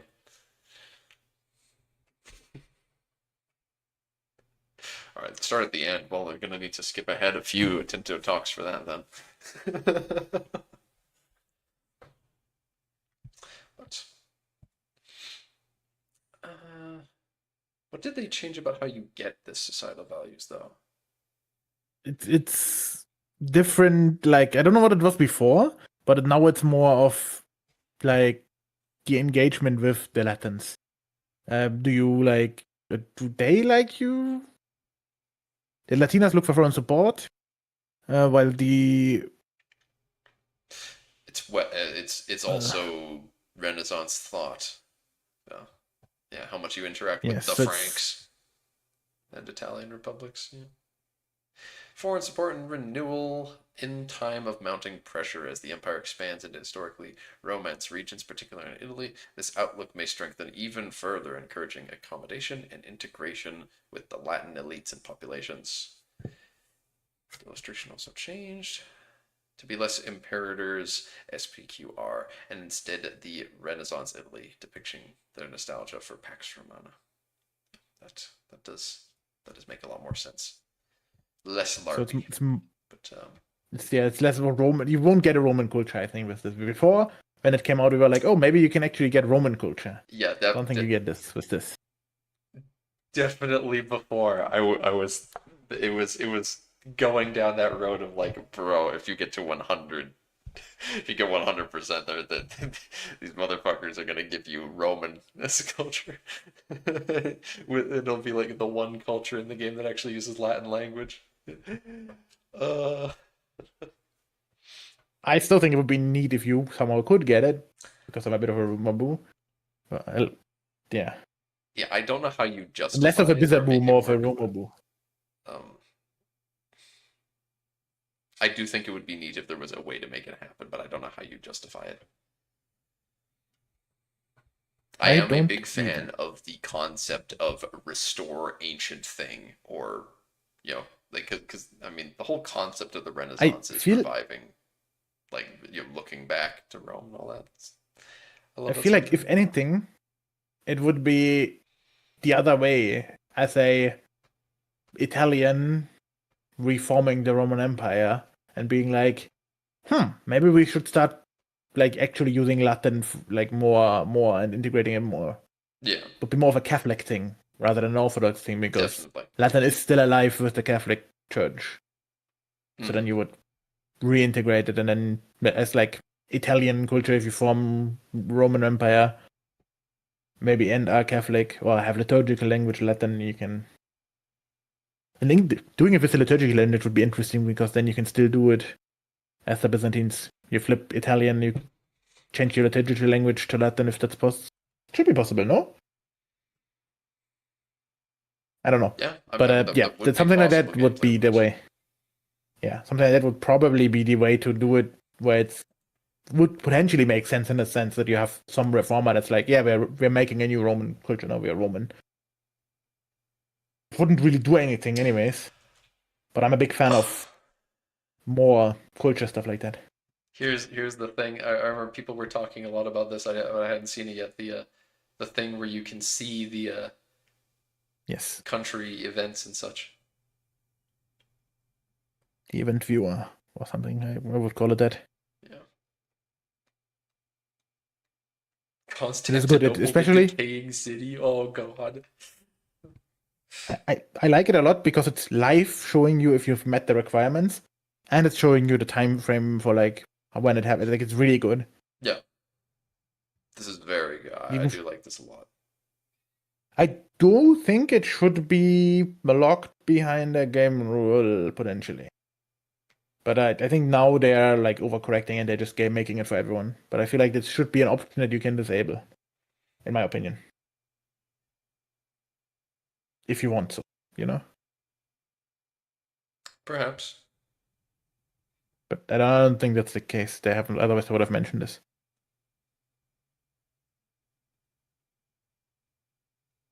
Second golden age of Bulgaria. Yeah, Oh, this is where I talk about Athens. the 300 new advances spread around the Greek miners, Franco-Kratia, and the Balkans. So there's like lots of advances around Byzantines that are just not for the Byzantines only. Temporary regency when affairs and succession are handled. Duke Guillaume II designated Joan de Barcelona as his successor. He currently resides in Sicily, meaning it will be some time before he can arrive. With a power vacuum now looming over Athens, some within the court who hold grievances towards the Catalan company have pleaded with Pere to invite Count Gaucher II de Brienne to rule Athens instead, seeing the opportunity as a way to restore de Brienne rule to Athens. Oh my gosh, the Crusaders are fighting.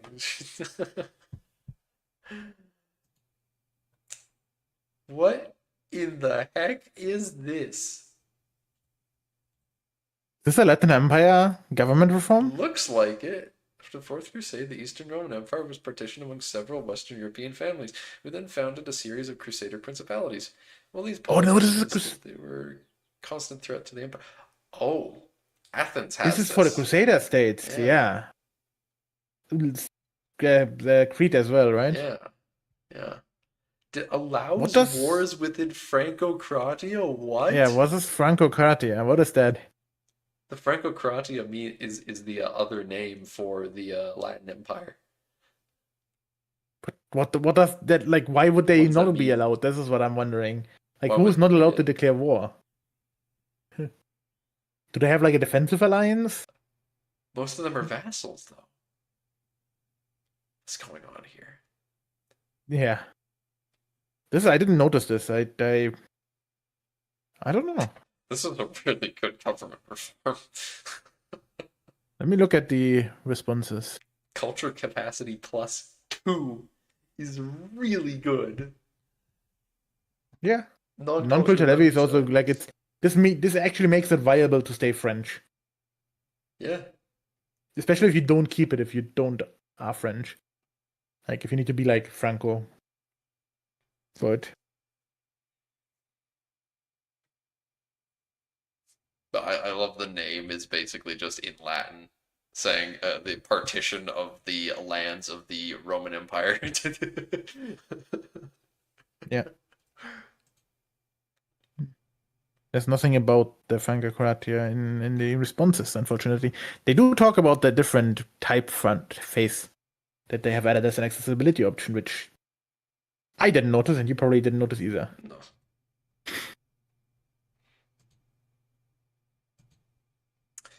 And then the eighth one, yes, this is where things This went is the good off the one. chain while I was missing. But this is the one where they talk about the urban rights and the megalopolis. I thought, yeah. What? Okay, so yeah, this is talking about just yeah, some of the free stuff. They're just they're updating the game quality of life and such. So urban rights. I need to understand what this means now finally because I what did I just do? I dropped something. But this thing has been itching in the back of my skull for a while. I need to understand. Urban rights are legal privileges you can grant to individual towns, cities, and megalopolises within your realm. Each right shapes that location's role in your economy. Rural textile rights might boost cloth and dye output at the cost of general production efficiency, while a staple port color grants trade monopoly status and boosts maritime presence. Trade monopoly status. What? Huh. Hmm? Many starting rights in 1337 are tied to your country's culture or religion or region. German territories can access Magdeburg or Nuremberg rights, so they're taking that away from a burger privilege and making it a right you can give to a tile. And they're probably making it stronger because I think Magdeburg rights are pretty weak-ish, no? They give extra. I think all it does is make the burgers happier, more influential, and trade capacity, which is it's like Yeah. 10% extra trade capacity, which is like, it's a thing. Like it's not a huge amount, but that it adds up. Yeah, Magdeburg or Nuremberg rights that encourage migration and merchant growth. Ooh, ooh. Okay, migration attraction. I like that.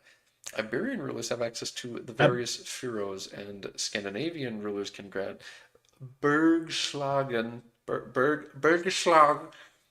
or fishing privileges. Fishing privilege. Oh, okay.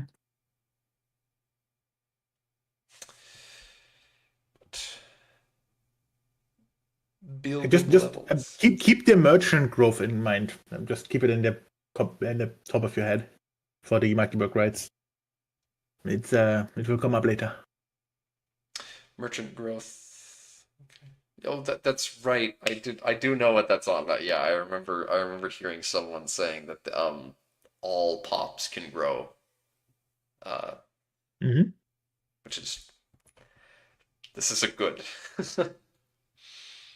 And that yeah, promotion speed is just deleted. So serfdom is probably what we'll get to that. Okay, I'll get to that. Um Flemish cloth industry. So this is a unique one, presumably. And yeah, trade capacity goes up, up, up. Efficiency for production goes down, but the you can make a lot more levels Oh, of these buildings, which is fantastic. I don't know if I like that. No, I like the other way around, but like less. If it was more, if I don't know, but like production efficiency down, but more buildings, meaning you employ more people, but you're less efficient at it. I thought it would give you cloth production efficiency plus like 20%, and then that would be like, oh, you're worse at everything else, but I don't know, it feels. I don't know. I'm not. I don't like penalties. And you know this of me with the society way. But like 5% production efficiency, they're just worse at everything else yeah. because they're focusing on building more cloth. They're not building cloth better. They're not good at cloth. The Like they more just cloth you know. have, the more of the buildings you have, the more efficient it becomes, though. Yeah. This is why the production efficiency penalty exists. Is because otherwise, It counters out the yes, efficiency yeah, from having more. yes. This it's okay. I'm still not a fan. I I want to wish it see was just more. more efficient. I want to see more of the ones. I want to know what generic ones exist as well. That they will show up later. Okay. Some. But yes, this is going to be an absolutely monstrous update, Nito, as you're saying. I I uh, I am overjoyed with how much attention they are giving EU5. This, like, comparing this to any other game, this is like the way they've been treating this game is absurdly like with Was care and love. wasn't there like a Total War game which released and then didn't get any updates or something? I remember watching a Total video about that or so something. Total War Warhammer 3 came out, and it was in a state a lot of people were very unhappy with, myself included, and they right away were just like, "Oh shit, we did like 70% of this wrong." What everyone loved was like the actual factions.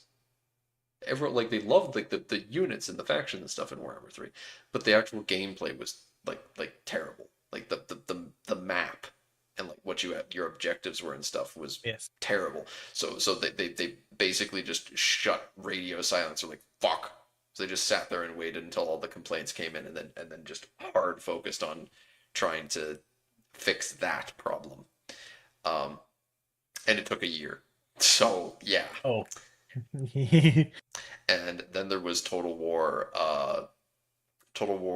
Pharaoh, which came out and no one wanted it to come out and no one liked the way it was made. And then they basically didn't touch it for like all the way until they basically spilled all of their like, uh, oh, we totally weren't long term planning on releasing these as paid factions.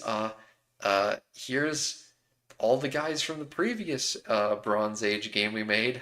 We totally weren't planning on making you pay to add them to this game. See, it's a free update, guys. And then like the game became okay, and it's my guilty pleasure now where I dabble in it a bit. I see. Hi, board. Hello. Three Kingdoms. Yeah. The thing with Three Kingdoms, Nito. Yeah, Nito likes Three Kingdoms, and I play funny songs when he's playing it.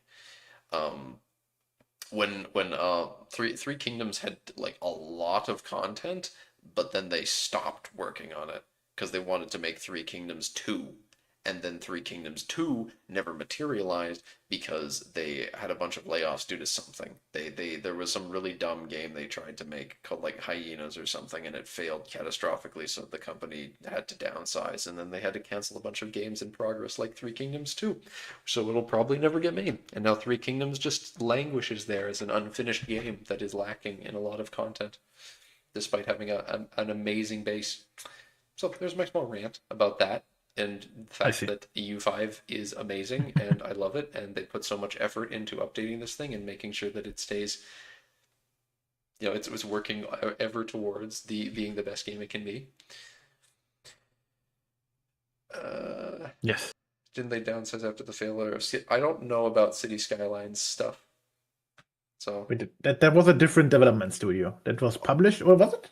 Actually, I think it like I thought it was only published by Paradox. but back on track to the question, yeah, what do we think of Yes. Hellenism in EU5?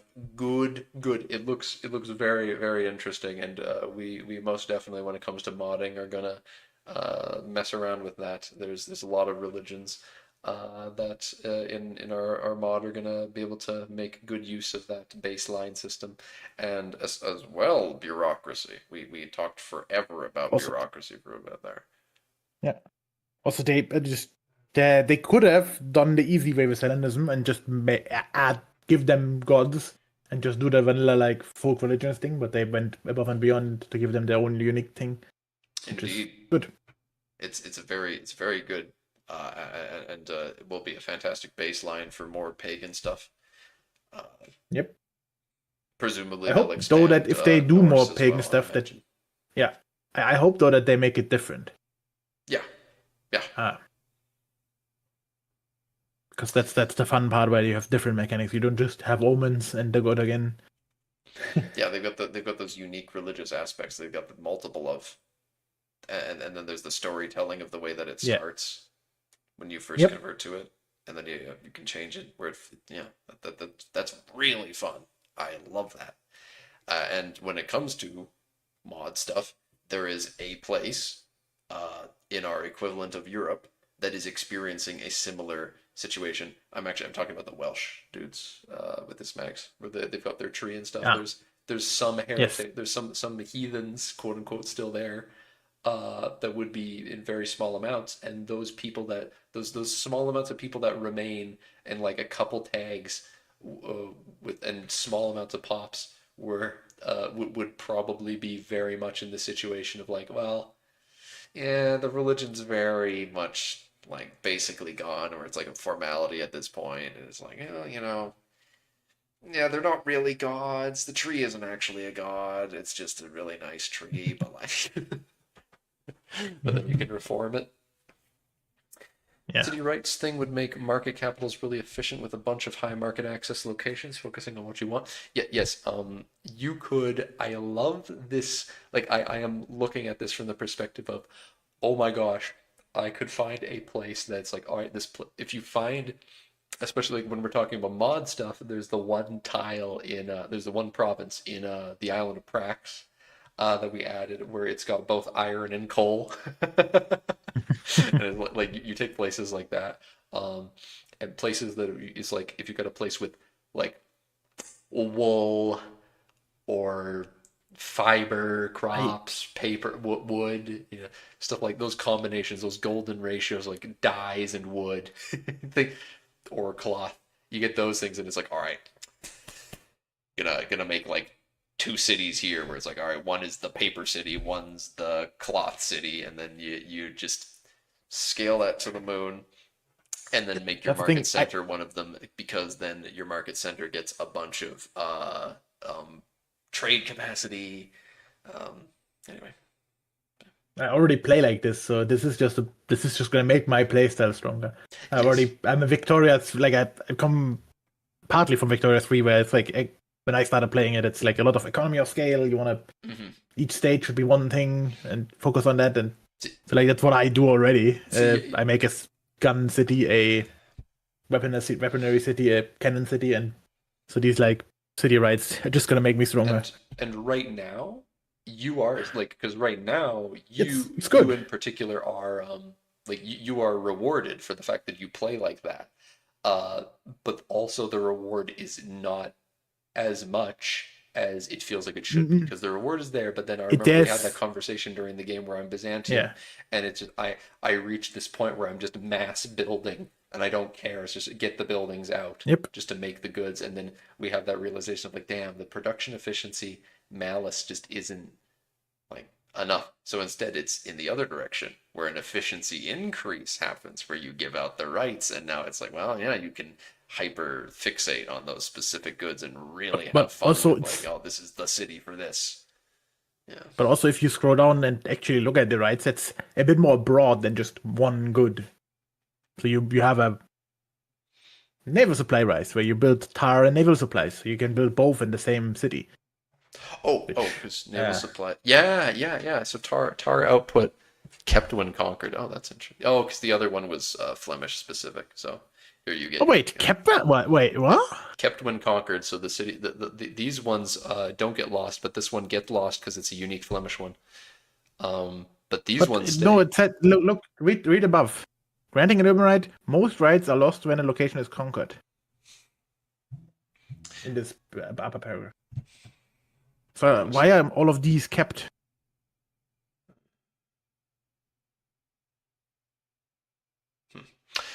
Um, Because we were talking about this, you weren't there, but when this came out, we were like after the EU5 game in chat talking about this, and people were saying, "Oh, but if you conquer it and it is really expensive to revoke, this is going to be painful if you take something that the AI had and it's bad and you want to redo it." But then the fact that you would lose it when it's conquered, then it's good because then you take something from the AI and whatever the AI mucked up, it doesn't matter.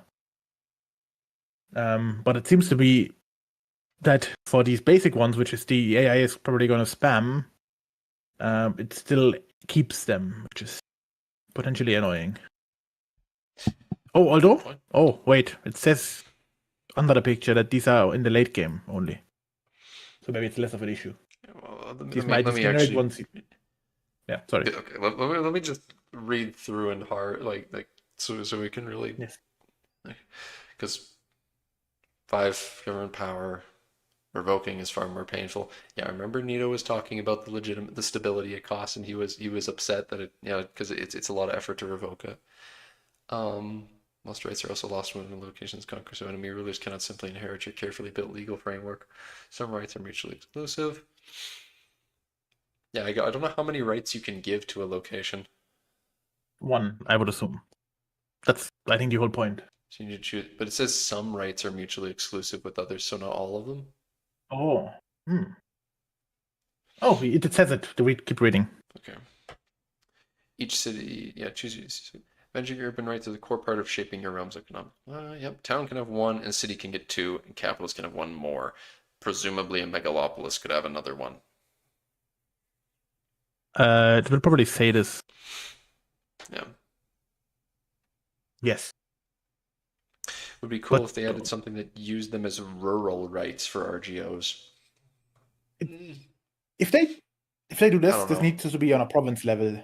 If that was the case, because on a location level, each Yeah, location only has a choice of one RGO, so it I wouldn't agree. matter. I agree. If there was an Oh RGO right sort of no, thing, it would. No, go on. yeah, it should be there could be a right that you give a city or an urban location that buffs the RGOs around it. That would be an interesting one in the province, you know. So you have the province capital is a town, but you have iron mines around it, so you buff the iron mines. I mean, that's what he was talking about it.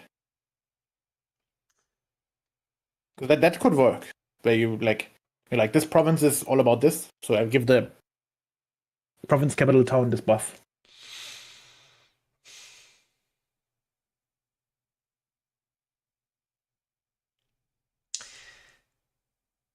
But I don't If know. you so a right that would be applicable in specifically province capital, if it's urban, province capital, you give Yes. that right. It's a right that affects the province's RGOs. Yeah. That would, I think, be a way to implement something like he was talking about, without it being too spammable. Because if it's per location on a rural location, then it just makes all the IGOs better. Yeah, it would Just not just be a case of like it would be like, well, is the RGO good? Yes, then give it to them. That's how it would always be. Yeah. Because it would be like, well, if it's fish, don't ever do it because it's not valuable. If it's But wood, imagine he's like, you always. IGO rights are focus iron production, RGO size minus 20%, iron RGO size plus 50%. That's probably a bit too much, but like as an idea, like you reduce all the other RGOs, but the specific type that you choose. Or maybe even just mining and forestry and farming, you know? Could you have it be a Yeah, bit more broad? yeah. Actually, I like that. This is something we could just make. This right. Yeah, it's uh, focus mining and oh, all other ones get minus 10%, we can but your make mining gets plus we can make 15, unique 20. urban rights for different races. Yes. I don't know what it would be, but the option's But there. then this is where, like, is it based on dominant race or is it based on country race? Probably country race. Or if it's accepted. Yeah. The probably is also Marbred rights, something about that, like that. They're gonna have something about the The Marbreds. Marburg rights. They give the city The Marburg. Marb rights. I see what you were saying. No, I was trying to make a joke about Magdeburg rights. Oh, I thought you were saying Marb rights. Mob rights. Why did I never think about the fact that I named the people who invented legalism a name that has right in the name? Yeah. I I don't know. it's been years.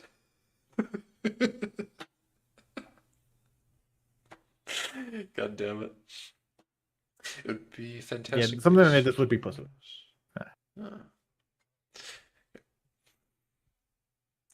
Uh, okay.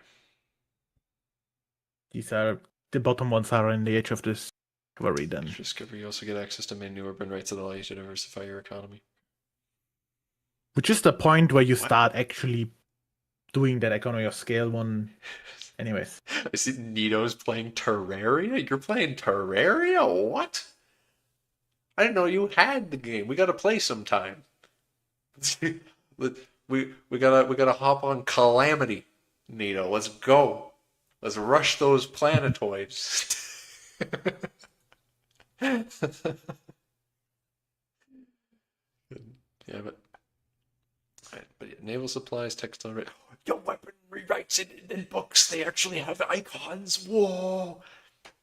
Yeah, that takes like but 5 seconds to make these. This is what I was saying. What I was imagining, where its production efficiency goes down, but these specific ones go up. Yeah, I like this. Yeah, and this as said, this could be if we took this concept, you could totally. Surely this is something you could add a modifier for like provincial. Surely you could add it. No, but it's local. It would. I don't know if there's something where you. It would. I don't. There's not a provincial modifier, but we can probably make it work. There's a way to do it, surely. I don't know. But yeah, kept one conquered is, as we're saying, it's both good and bad. I would argue it's primarily bad because the cost to make one is cheap. 5 government power is not a problem. Making it cheap, removing it's rough. So yeah, the point is keep it. And I do like that though. I do like that. There's a lot of some of them you will be removed, and some of them are kept. And as the ones that are kept, it's like, well, you conquered this place, and now it's like, well, do you have to? Yeah, do you revoke their privileges that they've had, and then they get even more mad at you?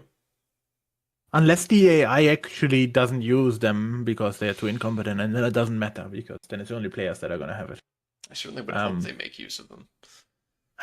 I was gonna say this might be a tool for the developers in the setup to make the AI develop cities more in a certain way if they give certain locations these privileges, but most of these generic ones are not unlocked at game start, so they can't really make they can't make a setup of France where the AI inherently builds in a smart way.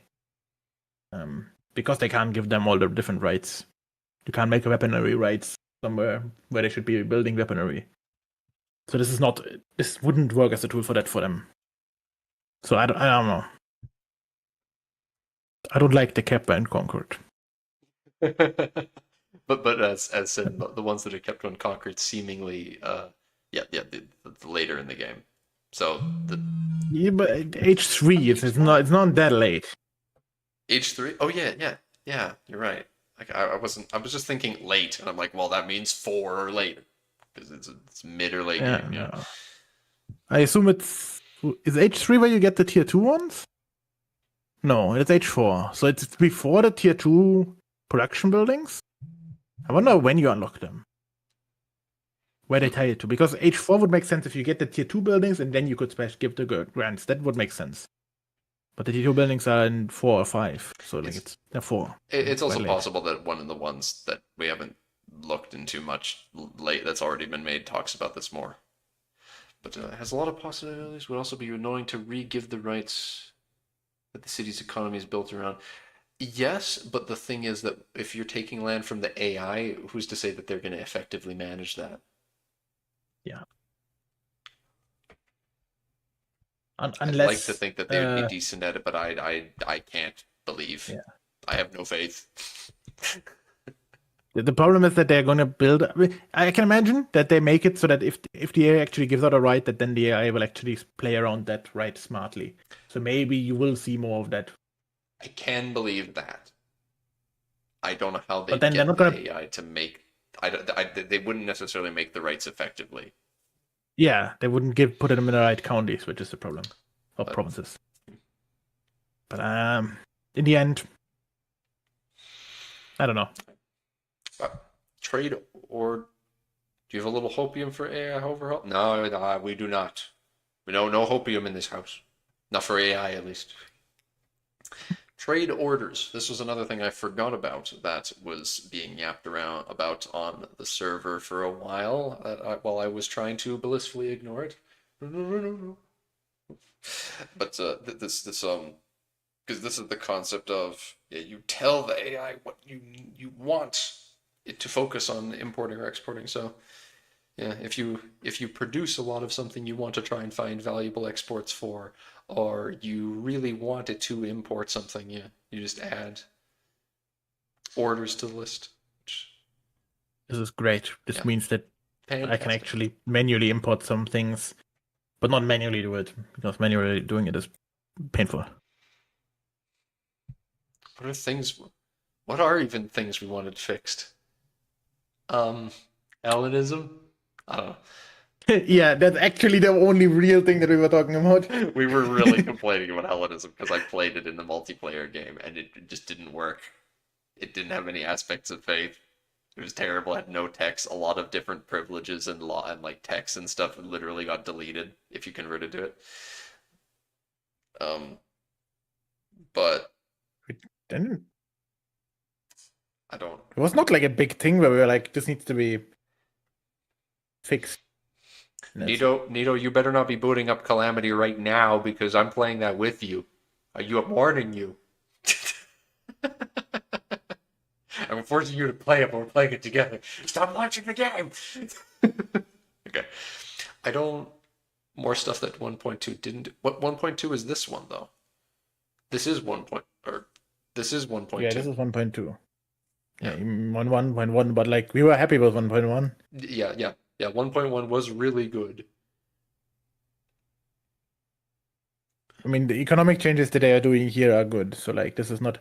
Oh yeah, one thing that we want that trade bug to disappear. We don't know how it happens, but Oh, when yeah. you're playing in Italy, there's a trade bug, which means you're not using your full capacity. I don't. Yeah. It That consistently is one of the happens. bigger things that has happened. Well, okay. There's also the fort thing where you can get stuck on a fort. Your armies can't leave for some reason. So you Is can't there? move to either side. Yeah. It's like sometimes you'll be sieging a fort and like the zone of controls will wonk out and you Oh, can't leave it. yeah, because you can walk into it, but you can't Yeah. leave it. Yeah. I don't know why that happens, but yeah, the biggest thing is definitely I lost a couple Iron Man games to the fort thing, but that pissed me off. So I've had to be careful more. But the trade thing we're talking about is we have two different MPs now where someone has been playing in the Po Valley in Italy, and there's been points in times where their automatic trade just isn't trading. It just won't. It's trading a bit, but it's not like you. It's not capable of trading a lot. So because Yeah, you but you'll have naturally like start just building more yeah, capacity, you will have a lot of capacity that won't be used it just will in just have both like the 80% of Genoa its and Venice capacity market. not used, and there'll be tons of surplus Yeah. goods that just aren't being exported as well. Just Yes. it just won't. And we are stumped as to like we don't know why it happens. We don't know how. We haven't really investigated it, but it's an issue that occurs. There were It's multiple occurring for me in times. the Milan game that we're currently playing as well. There were multiple times where one of us was like, "Ha, I am so smart. I know what it is now," and then we'd like click on the market and be like, "No, that's not it." It's like first it's like, "Well, you fool, you're not producing enough excess goods. You need to upgrade your RGOs." Upgrades RGOs. Doesn't solve it. Yeah. Produces more high value goods that are demanded elsewhere. Still not working. I even tried around like changing the market setup by just deleting Venice and Genoa and making it one market in between or something, but even that still doesn't work. So I don't know. I'm hopeful that it might just be miraculously fixed when they put the patch, and then we can be happy.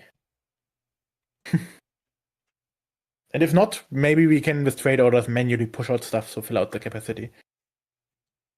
Don't they explain someplace here what burger capacity market That's thing is? Because burger they're capacity market? What? yeah, the burger trade capacity. They're finally explaining that and de-obfuscating it, I right? Because that's I something I did really wanted to know. not. There's a trade system overhaul, and yeah, it's in the end of this. Okay. But also the Megalopolis. This This is is a like long one one. of the only things Yeah. that I did read. This is one of the only things I did read because people were talking about this and I was going crazy because we'd been discussing and implementing even you'd implemented multiple tiers of different Yep. settlement ranks for underground stuff, and it's like right when that's happening, it's like they do this. It's like whoa.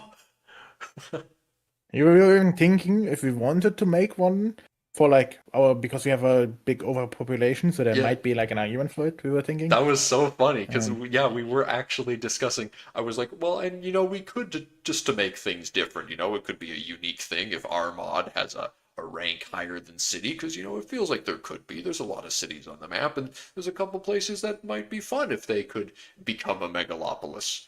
Or I mean, I didn't say megalopolis. I I think said it. metropolis. I was like, I'll Yeah. make a metropolis tier. Go fill it. And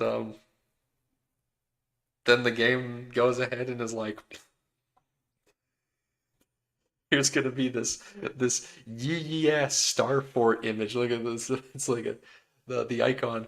It's not a star fort. Now that I look at it more closely, it looks like a It's it looks like it's a, just an octagram. well when I look at it more closely, it looks more like a seal. It looks like a ribbon or like a stamp of No, approval kind of thing. it's a simple octagram with another octagram in it. That's all it is. Same as all the other icons. It's the other icons are a square with a square in it, a pentagon with a pentagon in it, and a circle with a circle in it. This is just an octagram with an octagram in it. Though you can, I don't understand. Like we were saying, talking about this with somebody the other day. I don't understand why they picked 8 corners for this. Doesn't make sense. It should have been a hexagon or hexagram. But that would probably have looked too similar to the pentagon for the cities. I'm gonna have to do some messing around with these, or maybe I can convince Charlie to do some For the icons underground, for the different tiers. Yeah, they, because they, the they should be a underground ones would be different team. that's the underground ones would be simple enough where you just change the color. Like I'm envisioning like a steel blue kind of color. It's really like Well, dark the grayish thing blue. is, we have more. But yeah, So, yeah, but you just make it a symbol like that. oh, I don't, yes, but like change the color first of all, so you can have some of the same shapes. I yes. don't know. They could also This just makes be sense some different because no, shapes. this makes sense because they are not using all the corners. We have a thing that's worse in a rural location, which gets the circle. Then we can have a triangle, which they not didn't use. Fucking triangle. Yes, yes. And then we have the square or like a rectangle. We can have a pentagram like they do, which is like a city, and then the whole can be like a hexagon, pentagon, Yeah. or maybe like we can also play around with the idea of stars. I like that they are using like I mean again it doesn't make thematic sense, but the idea of the corners are consistent, but you can have stars and versus the guns, where it's just a polygon with a certain number of color, or it's a star with a certain number of color. I was thinking if we could Yeah. have a different kind of motif for it, where it's not a gun or a gram, it's some other Other kind of shape to I reference the fact that shape it's just idea. Yeah. supposed to be fundamentally different from the normal location rank. Yes. Yeah. I don't know if you can make it 3D. Maybe we just make it 3D shapes. It's a sphere. It's a cube.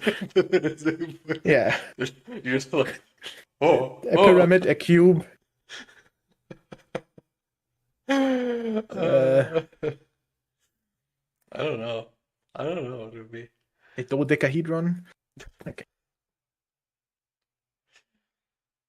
But also yes, down there's the bureaucracy slots +1, and I forgot. Yeah, it's harder to move your capital if your capital is in a megalopolis, which will be fun, Which especially makes that. sense. That is a fun modifier I want to yoink as well for holds, because imagine if you have like what if your capital is in some humongous hold underground Yeah. that's been carved out. You ain't leaving that. How are you gonna move your administrative complex from there to the other Yeah, side of the not. underground? But also the possible frontage going down is one of my favorite. I love this. Imagine, see, the difference though, this is the difference. The thing I love the difference in this though. If you have a hold, see underground, the default frontage what we have to do, the default frontage in caves and shit is gonna be abysmal. Like it's the most useless frontage imaginable. But the more you upgrade the settlement, the frontage goes up until eventually you have a huge frontage in a hold where you can have a ton of units engaged at once because it's a single Yeah, location that's actually like a massive amount of space all at once. this might make sense. Yes. And it does. Yeah, it makes sense because I'm smart. What Albana is doing is they have gates for the in front of the holds because they have Yeah, multi like province size holds. because yeah, So they're like old. they are dealing with that way. They're just gonna make gates with frontage, and then the actual locations have no frontage. Which I'm honestly, I'm glad they're doing it that way because, as I've said before, I Yes. want us to be doing different things, and Yeah. I want us to be more freeform, but I also like the way they do things. That is one of the things I the most keen on is like I want us to be different. It makes sense. It's not It oppositional. make It's not that the stuff they do is bad. It's just that different things because I like having different. I like I'm trying to make some weird analogy. I like apples and grapes. Yes, apples and grapes. I'll go with that. I like pizza and burger.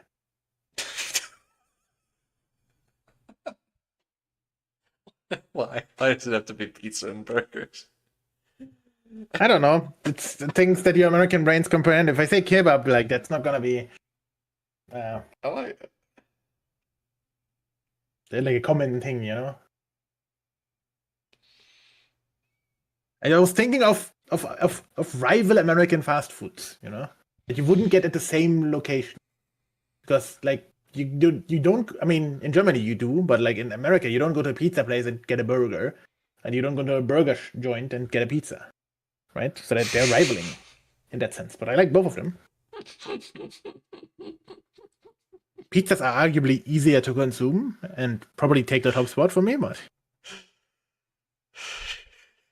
Be, be me trying to read stream chat while little Mags is making an analogy about burger chains. uh, a pizza burger. What is happening to this conversation? I've yes. One of my favorite foods right now is a kebab pizza, which is a kebab meat on a pizza. It's great, but Uh, how long is this planned for? So the idea was initially just do this until we covered all of the Tinto talks that we had not been streaming up until the most recent one, so covering all of the 1.2 stuff and the DLC. But in an hour and a half, I'm going to be eating, so that's we're not going to cover this all in that time. Uh, I'm have to not go going to be go. eating burger pizza though. And maybe we should keep going then, so we can at least get through lots of it.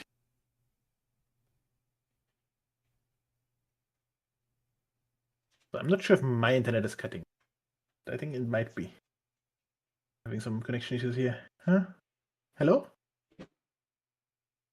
No, no, no, no. I hear you. You're good. Ah, okay. Because your stream keeps buffering on my end, and you're not talking, so I was like worried. Uh, But I like that I think I it's did. me. I'd been waiting for a text from my brother for a few days now, and he finally got back to me, and then asked me uh, Yeah. a very distracting follow-up question I had to think about and respond to. And Yeah, anyway, fine. But yeah. Burza and Megalopolises.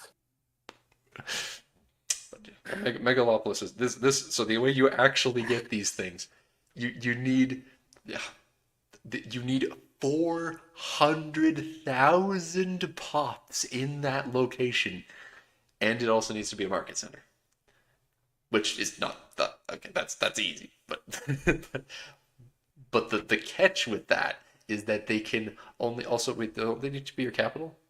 Yeah, it needs to be a capital. It needs to be 400,000 pops, and it needs to be a market center. The question is, what happens if you own more than one? It doesn't go away, does it? Probably not. Yes, this is the question. It seems like you could potentially farm having more multiple. This seems like it might be uh, I possible. think you should disable the setting on your live stream that prevents you from going back because it automatically makes you. Yeah, I had figured out how to do that before, but I don't know how. I can never remember how I solved that problem. Because yeah, this is something that often comes up where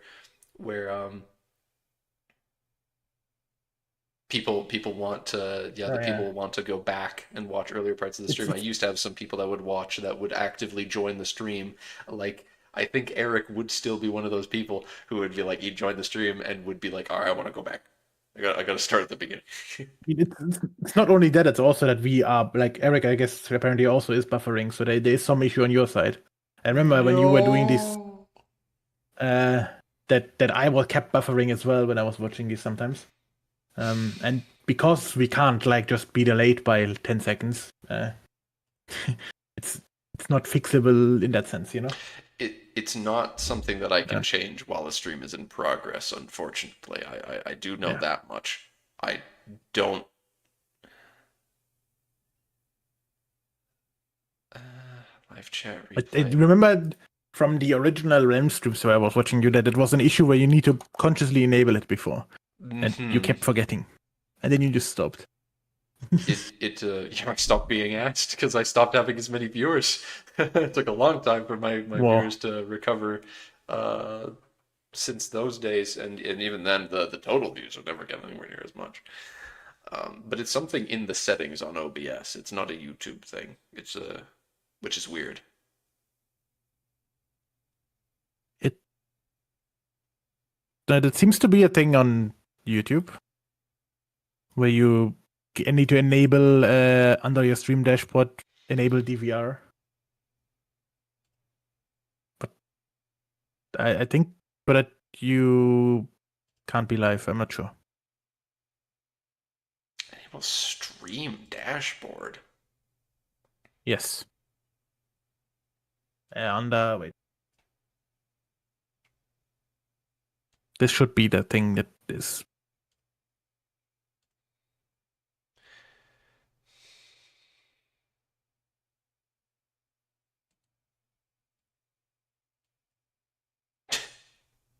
YouTube Studio, create, go live, enter your stream details on the left menu. Click stream.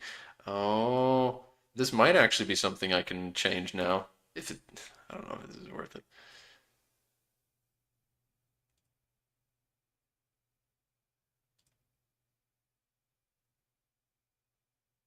So there's the control room.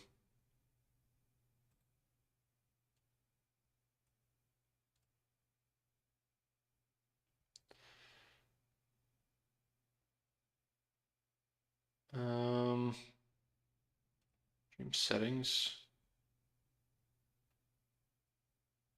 Hmm.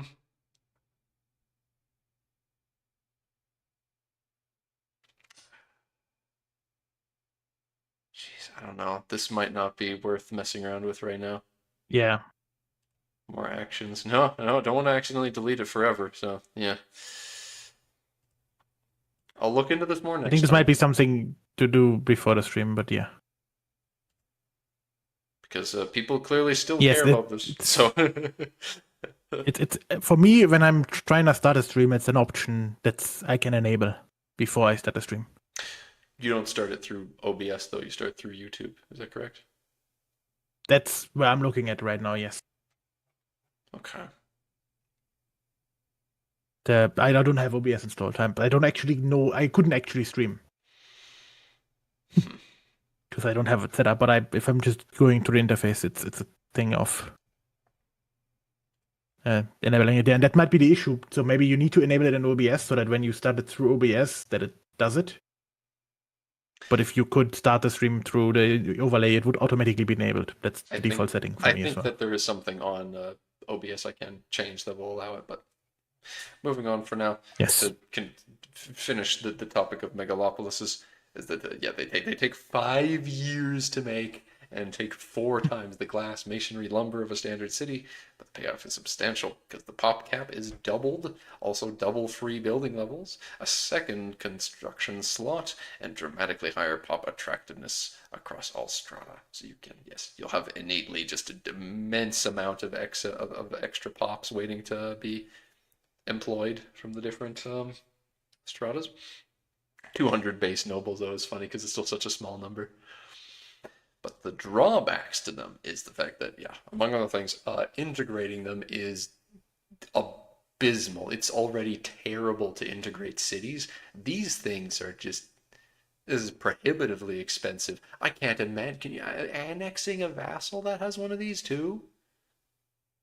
Ugh. Is that based on integration speed? Cities and towns are more difficult to integrate than normal locations Yes, based on their rank alone. but it doesn't specifically talk about annexing a vessel with one. No, but it's probably increased as well since the integration would make speed goes sense. up. Yes. But yeah, +2, so that means you have 3 base construction capacity in the megalopolis. You can be building 3 things innately without even any construction sectors. Yeah, the only oh yeah, also armies move slower. Yeah, where is that? I don't see that modifier. Yeah, movement cost 40%. That's fun. That's fun. Does this imply there's not proximity, it's just movement, yeah. Proximity doesn't go down, actually. Yeah, that's an interesting point. Which makes sense because the point of armies is that they're too big. Possible urban rights +3. Yep. And then the my personal personal standout. It's easy to forget. Maximum RGO size goes down. In rural locations, it is doubled. In urban locations, it is neutral. But in a megalopolis, it's actually halved. Yep. So, which is going to be the big thing between holds and megalopolises as well. Yeah. Is that for underground we do it different. I think that focusing, like when really settling on the modifiers that the underground locations will get as you increase them, really focusing on what the difference is, like what the megalopolis modifiers are. Is as I was gonna say, you pointed out that it takes 5 years to build a megalopolis. Right now, I mean, I'm imagining the holds to be. I think right now it's 13 years, so like it's quite a lot longer. To make a proper hold, a decade at least. Yeah, would make sense. Yeah. Yeah, certainly. But then the fact that also, when you upgrade them, it actually increases the amount of RGOs you get. Yep. That is one thing. Yeah, one fun thing for those. Yeah, just a little sneak peek for our mod. The underground locations. Every underground location will innately start as a undeveloped cavern, and the undeveloped caverns will have just. It'll be terrible to move through. The proximity just will basically not function. Your pop capacity is dreadful. Just they're barely usable. And also, even RGOs will barely be functional. You will have a minuscule amount. They will have a penalty to RGO size that makes them barely worth interacting with or thinking about. But then as you upgrade them, basically all of those things go up. However, the more that goes, the more those bonuses go up. There will be other penalties, such as it becomes harder and harder to actually build stuff. The building time and presumably cost goes up as it becomes more and more difficult to actually navigate. Also the requirements. Yeah. The prerequisite requirements are a lot more expensive. Not expensive, but a lot harder to achieve. Yeah. Also, getting the amount of pops required into location. That's what I was talking about with requisites. Yeah, and potentially dev. There's an interesting thought about potentially deleting potentially a thought of deleting dev when upgrading it and making a certain level of dev a requirement, in the idea of potentially allowing the and then folding in the advantages of the development into the whole modifiers, so that essentially allows you to get like 150, 160, 200 development location, even though there's 100 limit normally. That's I can't take credit for this. This is something that they were talking about in Unbanner. I just want to clarify this. Okay. That's a They're very not interesting doing that for idea that they've Unbanner, I had. think, but Sorry? yeah. I'm not sure if they're doing that for Unbanner, but like it That's would work something for they us thought of. even better if we have it's worked for us better if we have because we have single location Yeah. things. It does work. It works. It would work Uh, better for our more freeform system because for them it yeah, would be wonky due to the fact that they're only multiple. upgrading specific locations. Meanwhile, for us, it's a global, just better. It's still. I think they might still have a way to implement it, but Yeah. it's very innately would be something that could work for us. Um, which also makes deving even more expensive. Like otherwise, you might just max out dev and then be like, yeah, okay, I guess whatever. Dev is not that important, but if you needed you to even like upgrade for the max levels, getting to those high level dev levels might be not that easy to go. Yeah. Yeah. Don't know what modifiers we'd give to development growth based on the tier of underground location, but yeah, it's lots of things like that are tough. One thing we do know, though, for those who are still interested in this conversation, Megalopolis, as you can see, max control 20%. One of the big things that we do, that we're planning on doing at the moment, counter to this, despite like we're talking like, wow, there's so many good things. The higher ranked an underground location is, the more proximity you get, the more RGO levels you get. That just sounds perfect. That sort of thing. But your control and crown power goes down locally. So you get Yep. amazing proximity the more you upgrade your underground stuff. Oh, If you upgrade a ton of stuff of the underground stuff, you'll get amazing local proximity, and you can zip around on whatever bullshit minecarts and stuff you want, especially if you get those roads up. But your local crown power will suffer, and so will your control. And then the more that suffers, you really are going to have to counter it in with other that, methods because that'll suffer your crown that's authority globally. these penalties are only for like the max level hold stuff. Okay, So yeah. it's not. Like once you actually make it It's, into a hold, yeah, like there's a point in there's a soft point in between where it's just a developed cavern it's that like a is not city. a hold, and then Yeah, you don't get any penalties at that point, where it's just like it's just nice and neutral, nothing too crazy either direction. But then as soon as you start making it into a proper hold, the locals start getting uppity. They start thinking that they've got rights, and then they it's not that they're uppity. It's that they are just a lot. The way we talked about this is that it's such a big and it's like a Star Wars Coruscant situation where it's so big and so developed, so many tunnels, so like you can't control it. yeah. It outscales what you can feasibly control Which easily. is one of the things that I think is very strange about the megalopolis. Okay, Nito's saying like it gives plus 20%, but it's your capital. I figure that like it won't delete a megalopolis if you own it. Considering It's that in your you capital. can't downgrade locations to anything other than a rural location, and I don't think they're going to change that.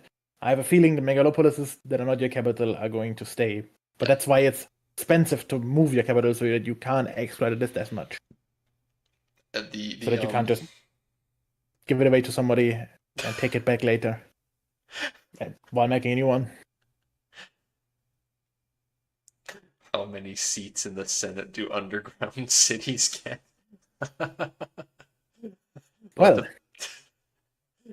is this an underground country or is this a surface country is the question. Because if the surface dwellers are conquering underground stuff, I don't know if they're giving the the hive cities any rights down there. Uh,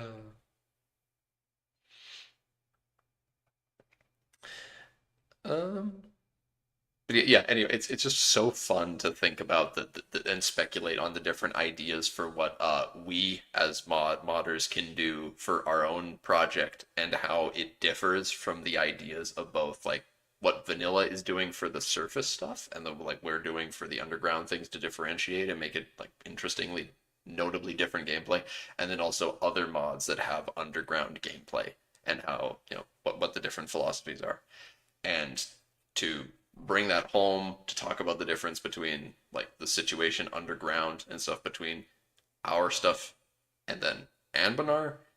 Anbanar's fantasy underground area, the Dwaravar, is very it is a very specific environment in that it is the ancient remnants of a dwarven empire. This place was hollowed out. It has very specific railways that used to exist and ruined cities, these holds that can be repaired, and they're the center points of the economy. However, here the underground is a world unto itself. In Kyangol, what we're going to be doing is that the underground is its own ecosystem. Like it'll have its own vegetations and terrain topographies and probably only three, but climates. It's going to be so annoying to mod, but like make all the different triggers and stuff. But we'll get there. Um, the idea is that it's like a parallel of the surface, and as a result of that, there is no ancient empire that had a bunch of holds that have now been destroyed by some angry green people. It is simply a place where people have been starting to exploit more and more, and the natural state of it actually is underdeveloped and simply caverns that are wild to be traversed by nomadic people that were the original inhabitants of it. So all of the developing is a new thing. There is a empire. There is a dwarven empire in the underground area, and that dwarven empire is only on the up and up. It is not collapsed or been destroyed. It's you were saying this is it's at its best point ever historically. It is at its best point ever historically, and it is very decadent as a result. However, this decadence has not stopped its growth. It is continuing to grow, but it is not even remotely living up to its potential because there is simply no great threat that the dwarves are like, oh, better lock the gates because those people are coming. Sharpen the axe. No, in fact, they've been fighting themselves more than anyone. That's the main problem because they're decadent and have nothing to strive to defeat. Underground seas. Yeah. There is a there is going to someplace be an underground water area that you will be able to make boats on. And theoretically, if canals ever actually get added to EU5, you'll be able to make a canal between that and the surface ocean. But that's in the new world and a long ways from now.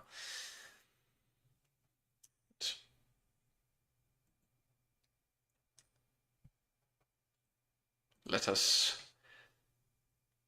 move on from that discussion, I suppose.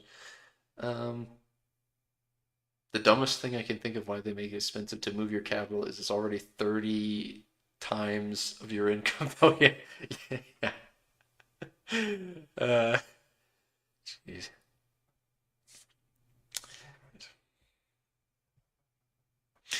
So this is the cost of court change that you were referring to. Yes. Whoa! I don't fully understand it yet, but whoa! math is These hard. modifiers. What has happened here?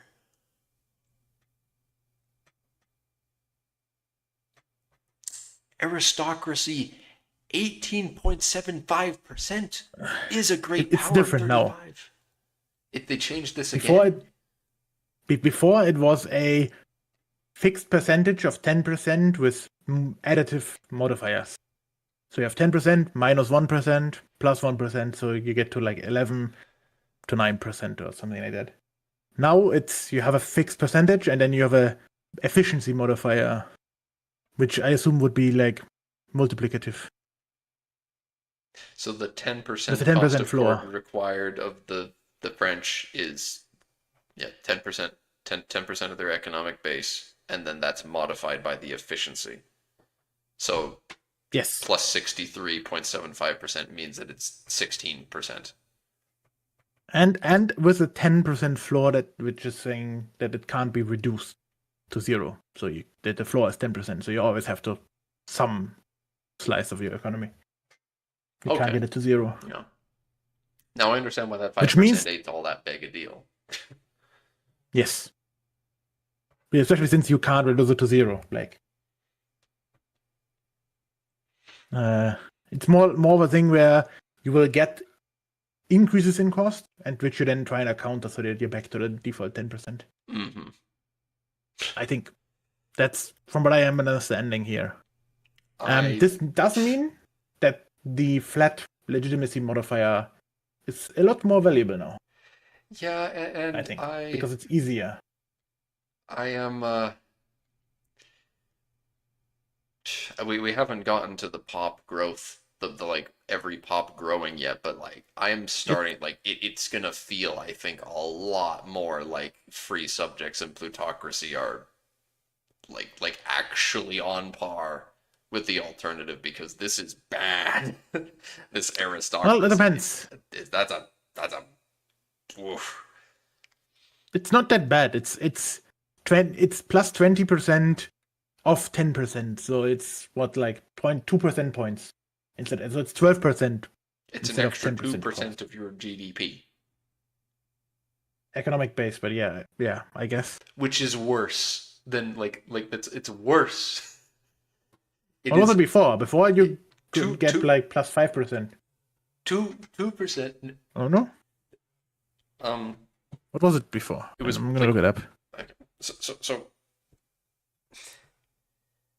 this is modifiers on your economic base, which means not your this is not your tax base. This is the quote unquote wealth modifier. This is just how like this is your whole country. This is Oh, irrespective of control, yeah. This is yep. which is the thing I really enjoy, because it's the further emphasis of yet like Not blobbing. the more unwieldy your country becomes, the more like it still becomes more expensive. It's the concept that's like hard to explain to like people who are EU4 heads, and haven't paid as much attention to the EU5 as it's developed. Oh, Because right. Sorry. Right now it's plus 2%, so it would okay. equate to the same modifier. I thought it was 2%. So you have a 12% cost right now if you have max aristocracy, which that comes out to the same, no? Or was it 12 before? Like, is the basis of it different? I don't know. Because it's the I only don't know. thing, the only reason this change is relevant in that sense is that it's A allows for more granular modifiers. 18.75 was not possible before.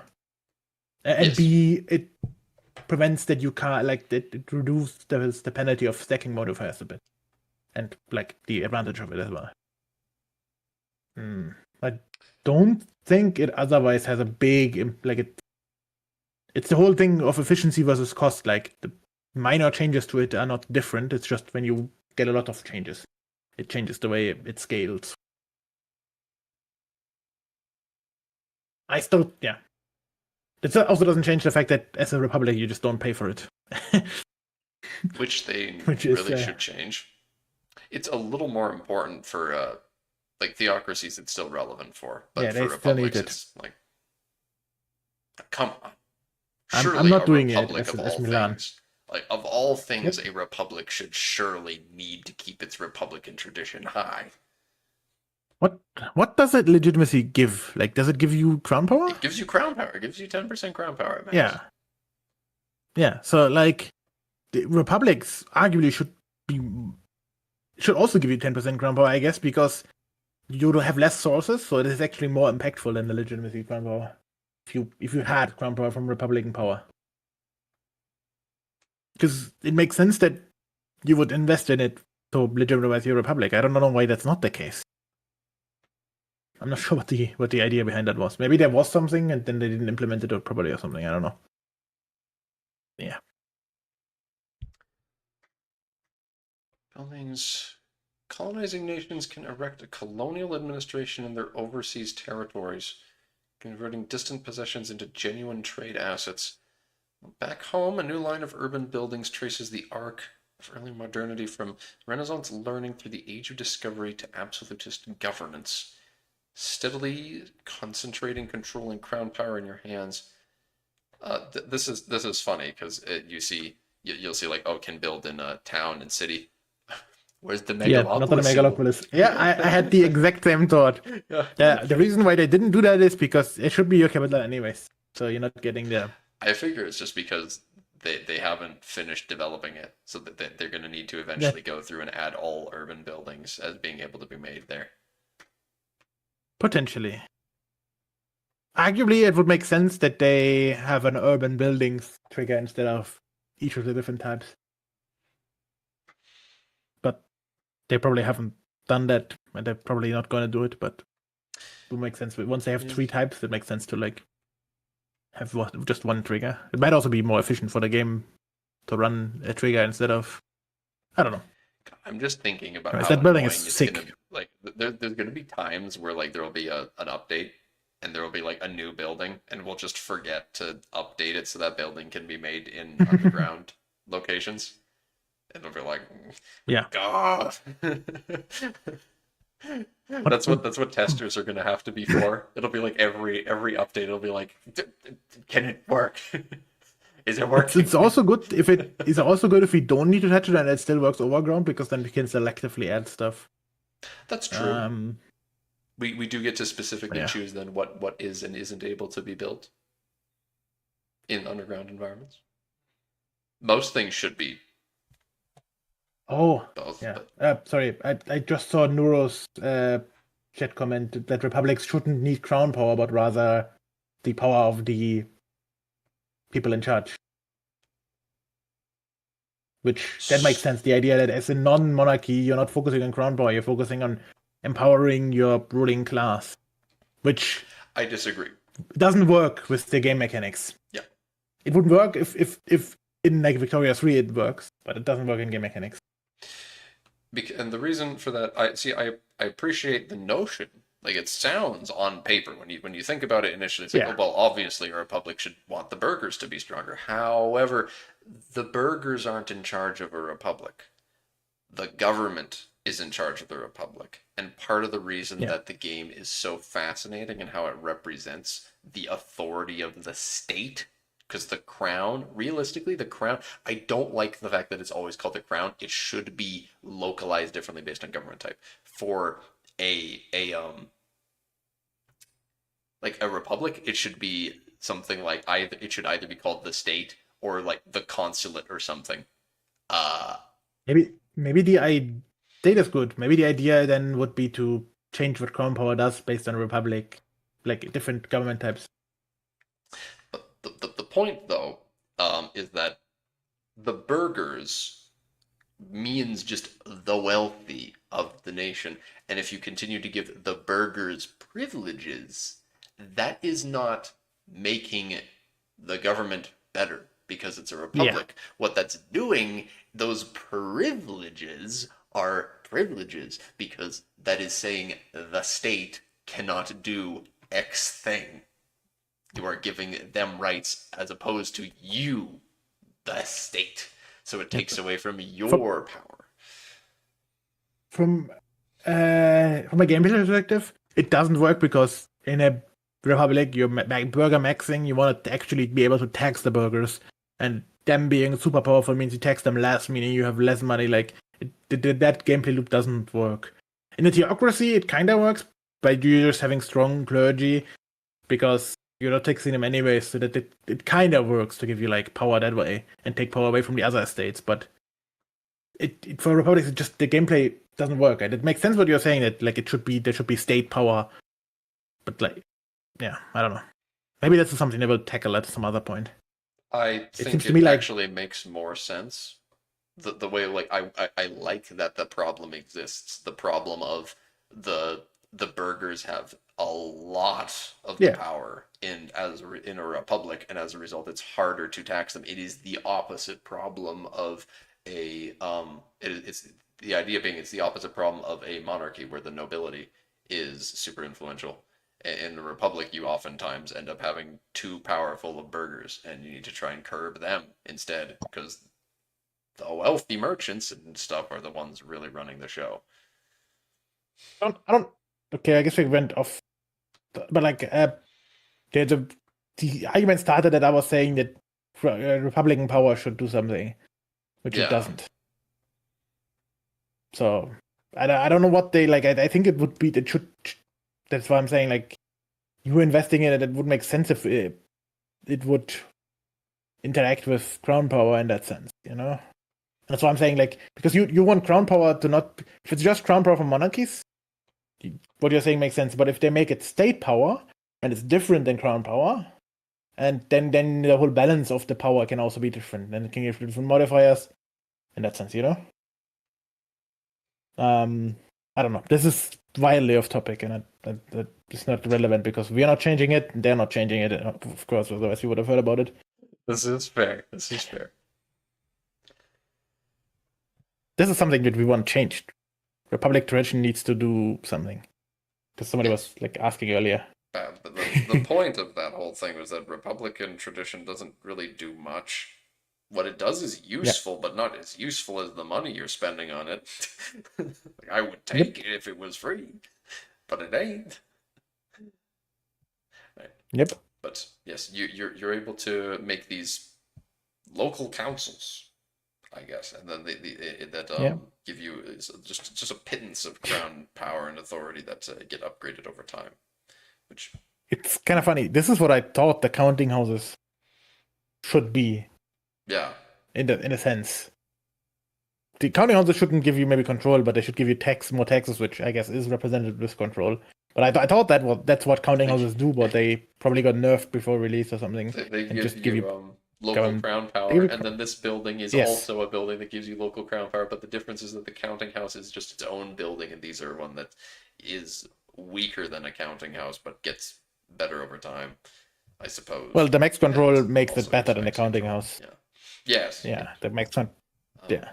So like, I don't know how maybe there's a local tax efficiency. That's what the counting house should give you. Local tax efficiency. So, I don't know if that's a thing. If I don't even there's- know what tax efficiency does. I don't even know. I just know that it's good. I remember we talked about this before. It's like I would tell you it's good, Max. You should choose tax efficiency, and you're like, well, Joffrey says it's good, so I guess I don't know what it I does. just use it. I don't know what it does, but Joffrey says it's good, so I'll take it. And then you're like, yeah, this is good. Why does it do, Joff? I don't know. It's good. That's why I take it. And then we have the feedback loop of us each being like, it's good. So take it. The question comes when like I have the choice of something where I know how good it is, Yeah, and something exactly. else where I don't know how good it is. Then like, can't weigh it off. Like, what is the 3% or 5%? What is like how good is that? This? Meanwhile, max control. It's I like, don't know. I know what that does. That's pretty good. Mm-hmm.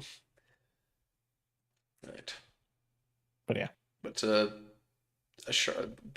buildings can be torched from by occupying armies and rebellious pops. You can have rebels rocking up and torching your shit.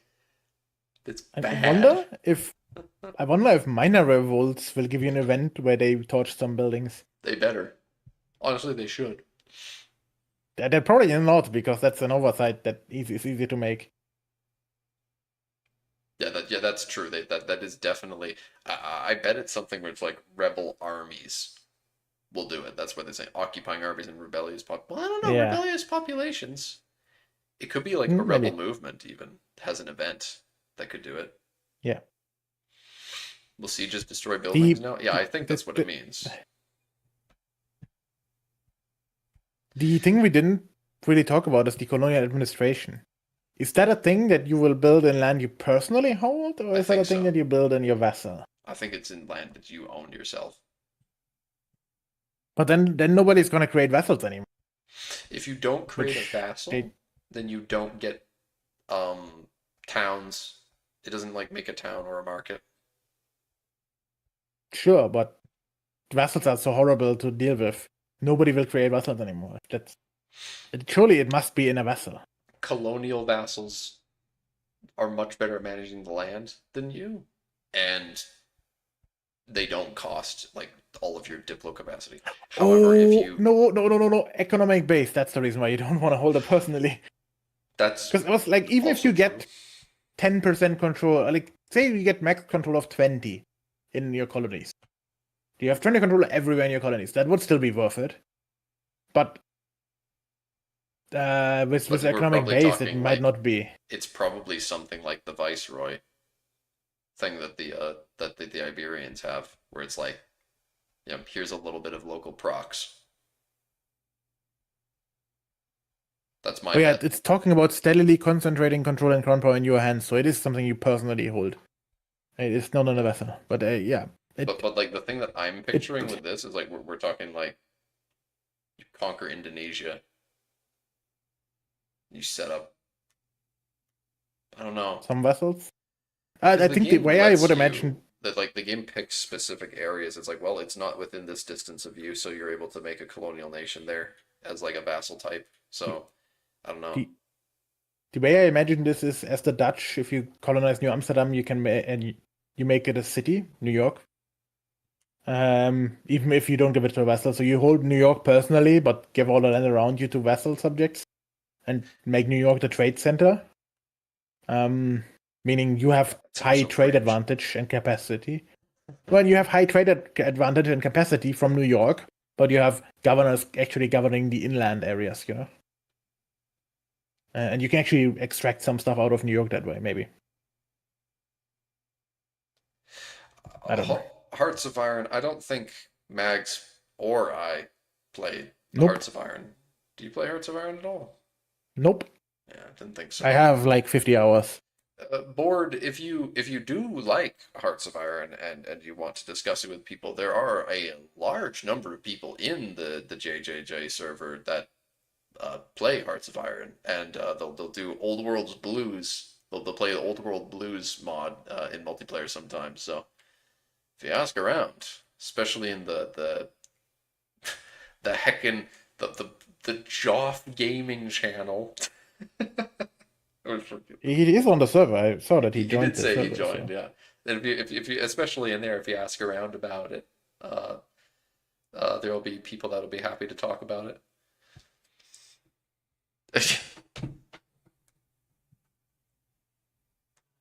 it's still this David area still has a lot more to go through. So I think this is Yes, going to be the and last one then we are going to be doing. and then Yeah. in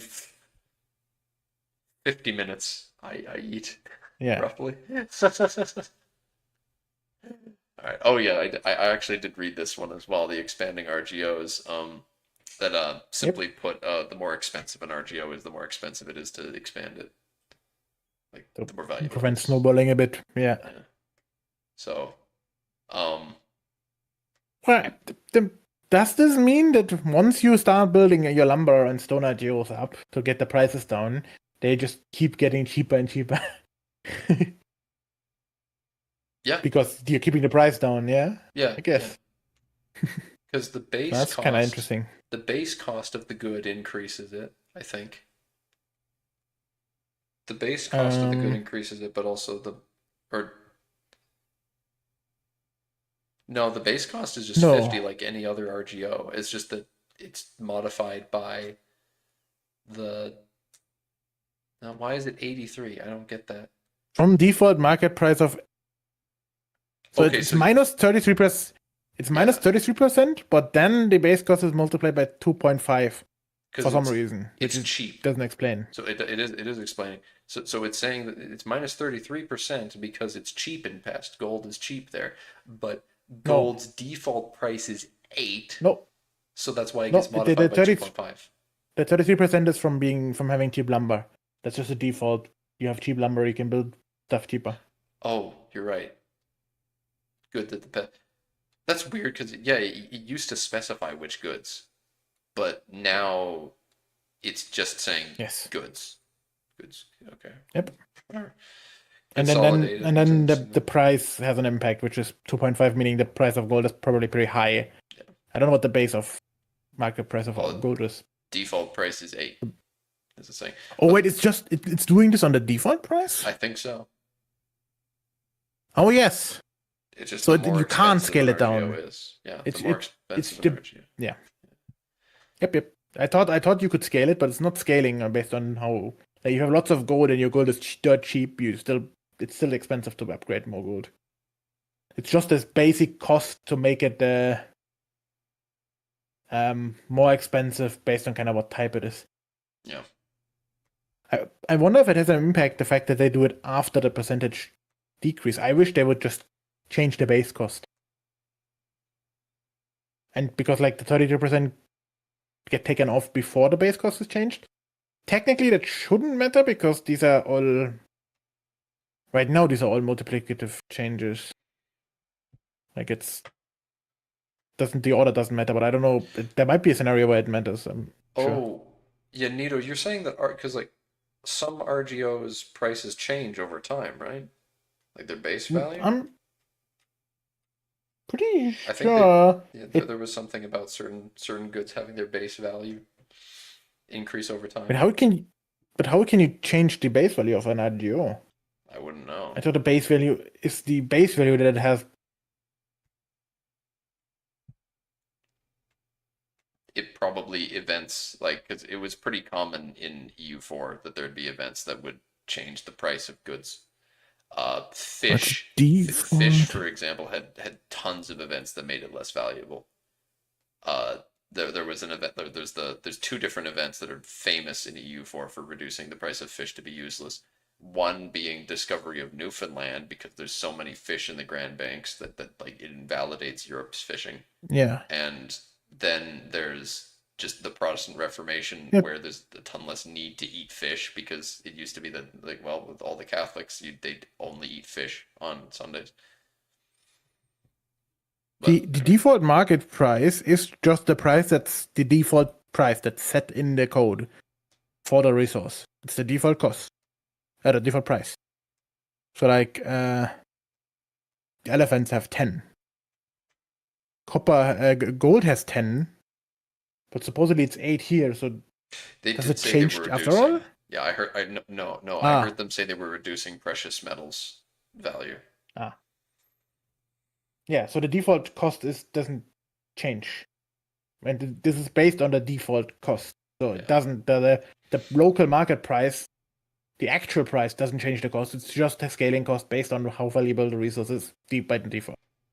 From what I can see here.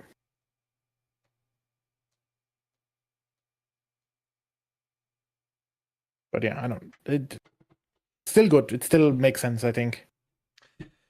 Starting starting world. So Oh they're yeah. they're yeah. They're actually setting up. They're talking about how they're setting up a bunch of the buildings. Yeah. Yep, more differently. Unique, actually giving unique setups for various cities so that they've got um, their rights and just making certain having enough of certain buildings. So Venice has tons of glass and naval supplies.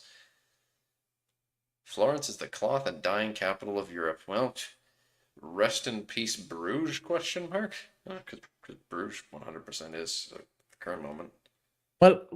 Florence probably got hit harder by the Black Plague a bit more, which is why they're calling it a dying capital. Not. Are you making a joke? Yes. Okay. Sorry. I hate this man so much sometimes. God, But he's so yeah, I good at don't know saying stuff why. deadpan. It's like I could not I did not realize you were making a joke until I was about to ask you.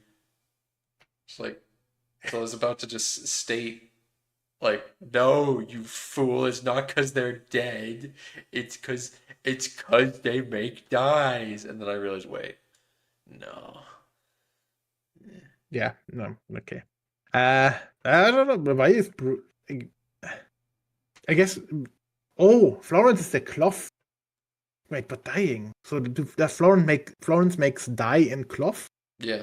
They have both. They have dyes and lots of Oh well, wool. yeah, cloth, not wool, because wool like They have Flanders wool, I made think. wool out of what Flanders made wool specifically out of English. It's talking about this here. Ah, it's one paragraph down. The England's lowlands double down on the townsfolk. dyes made Flemish cloth the luxury fabric of Northern Europe. So I think the argument there is that Flemish is more luxury fabric, while Florence is more like general cloth. I think. The lowlands doubled down on the dyes that made Flemish cloth the luxury fabric of Northern Europe. Yeah. Yeah. Damascus says it's famous steel. And Korean cities produce porcelain.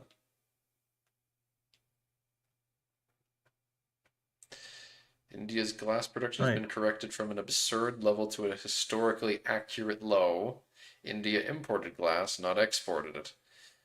Distilled Yeah. spirits have been quietly removed from Russian, Polish, Balkan, and Baltic towns where vodka and rakia simply didn't exist yet in the 1330s. Huh. Yeah, I believe it that Florence will be very strong. You know, yeah.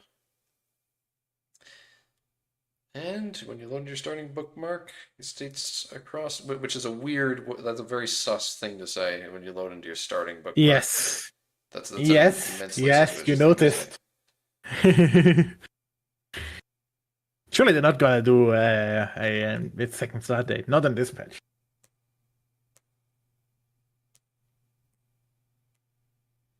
I'm saying this seriously. I don't think they're doing a second start date in this patch. God, are we gonna need to make a second start date? No. No. I don't want to do another start date. No, we're not. Simply due to the fact that there was a sandbox in nature. We don't want to create canon events. Oh yeah, that's Easy right. I wasn't solution. even thinking about it like that. Yeah, they might be caving into alternate start dates so that people can start in 1444. I was gonna say, I mean, if they release a start date for this DLC, surely they're gonna make it 1453, right? For the Byzantine DLC.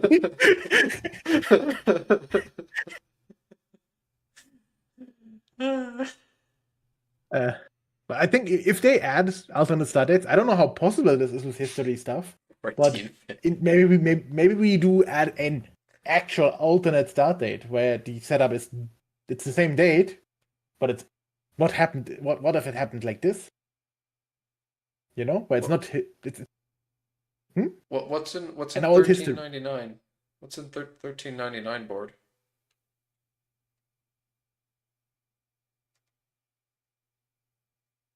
I don't know what happened there. EU3? Oh. Oh, okay. I think adding a 14, like a later start date, is fine. I don't want them to do what they did in EU4, where they add every single day as a start date and then they don't actually maintain it. Yeah, I could I could be down for a start date at most a start date for every age. No, actually, I had considered this right now. They can't have a late start date. This is going to be the same issue with CK3. Actually, maybe this would make them change the economy to be better suited for the late game. But if you have like a 1700 start date, the economy is going to be not great, I think. Like they would need to put a lot of effort into it. You're right. There should only be one extra one.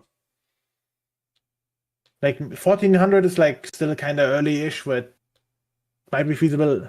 They would waste a lot of time on development by updating those start dates, and it would inevitably fall behind if there's more than two. Exactly. But the way they wrote it, it truly makes it seem like there will be different bookmarks. I could be down for 1444 specifically because then people get to stop complaining about the Black Death, because people get pissy about the Black Death and colonization being sooner. Actually, this could be another one historical Black Death start date, roughly after it was done. Like when was that? Like Again, that's the problem. There's 1350? too much. There's too much granularity. You have to spend too much Yes. time upkeeping them. Anytime a new building is added, anytime like you need to suddenly add it to all those start dates. Yes. Actually, Although wait. the way templates work, Oh shit.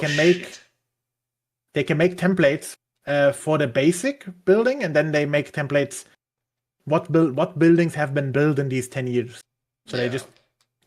they need to change the templates for the buildings. But they can have them parallel, so that they have the basic ones, assuming buildings don't really get deleted, and then they just add the new ones into like a separate list, and they can probably have that even more generalized. But yeah, I don't know. That's in the end, I don't know. The Black Death is always a pain point, which makes campaigns kind of annoying because you have to wait until then. So that's the only reason. Like even 1400, I'm not really that like I don't care about it. I really enjoy starting the game from 1337, and one of the things that is gonna be the most different about honestly one of the things that's like it's gonna be a huge difference between like Kyongol and Benar is that I remember talking with Jay and him explaining that he just he doesn't see like there's no way that he could do a 1337 start date. It's not possible with the Green Tide. Yeah, it just wouldn't work. It would completely change the sequence of events. If you did a 1337 start date, the dwarves are just still there. Which just Yeah. no, that's not okay. You can't just have the dwarves still being there. um and he'd have to change the lore, which he doesn't want to do. So the point is, Yep. he's going to do 1444, which some people will like, and I will be looking forward to playing that mod for that reason, for its own experience for that. Anyway, what else? Yeah, meaningful number of estate buildings constructed. I do like the idea, the whole like there being estate buildings already made, and farming villages around the place as well. It's just actually having Yes. buildings made. What? There's a little symbol here. Which one? My mouse. The mouse is over just above the farming estates, like in the farming village. Oh. A little Yeah, green thing. a green shovel. It's a shovel. Yeah. Why? Um,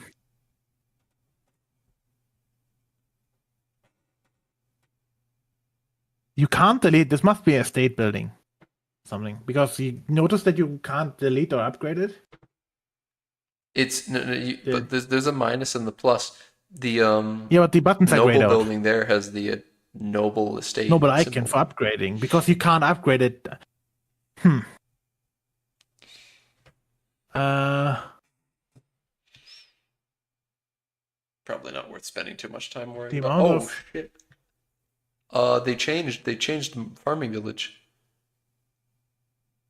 does it Raw materials material? output goes up. Oh, so you want to build it everywhere now? Oh Ooh. wait, but it doesn't give food productiveness anymore. So that's how they do it. They give you more of the good to get you more food. Oh, I like that. Why? I mean, sure, but like now they make it so that you want to spam it everywhere, no? Because we want the extra raw materials output. You can only make it in farm in places that produce food. Can you? Yeah, you can only make farming villages in places that produce food. Which means like Then I anything, guess like it could be beeswax, mind you, but yes, and this also applies to secondary buildings. enhance. Wait, actually, it might not work on. Does it work on if I build like a lumber mill in a farmlands No. wheat area? No, Wait. because it's not a raw No, no, material. that It wouldn't be a is a raw raw material. material. No, that wouldn't be a It's raw a material. So it is not a raw material, no, the but isn't lumber lumber mill it like works off production efficiency only oh so because okay it's a yeah building that produces a good, not an well RGO. but the farming village has a shovel. Look at the icon of the farming level production efficiency. It's the same icon as the raw materials output icon. Like I don't would be also interesting if this building buffs itself. Which I mean, it would make sense. It's kind of fun. Huh. But like, I will have to look at this because like, what I would count as raw materials output is every building that. But why else? Buildings that make I can look. something that's raw material, like Yeah. livestock, for example, here. So this building would Yes. buff itself in your eyes, yeah. Yes. That's what I was thinking. Uh,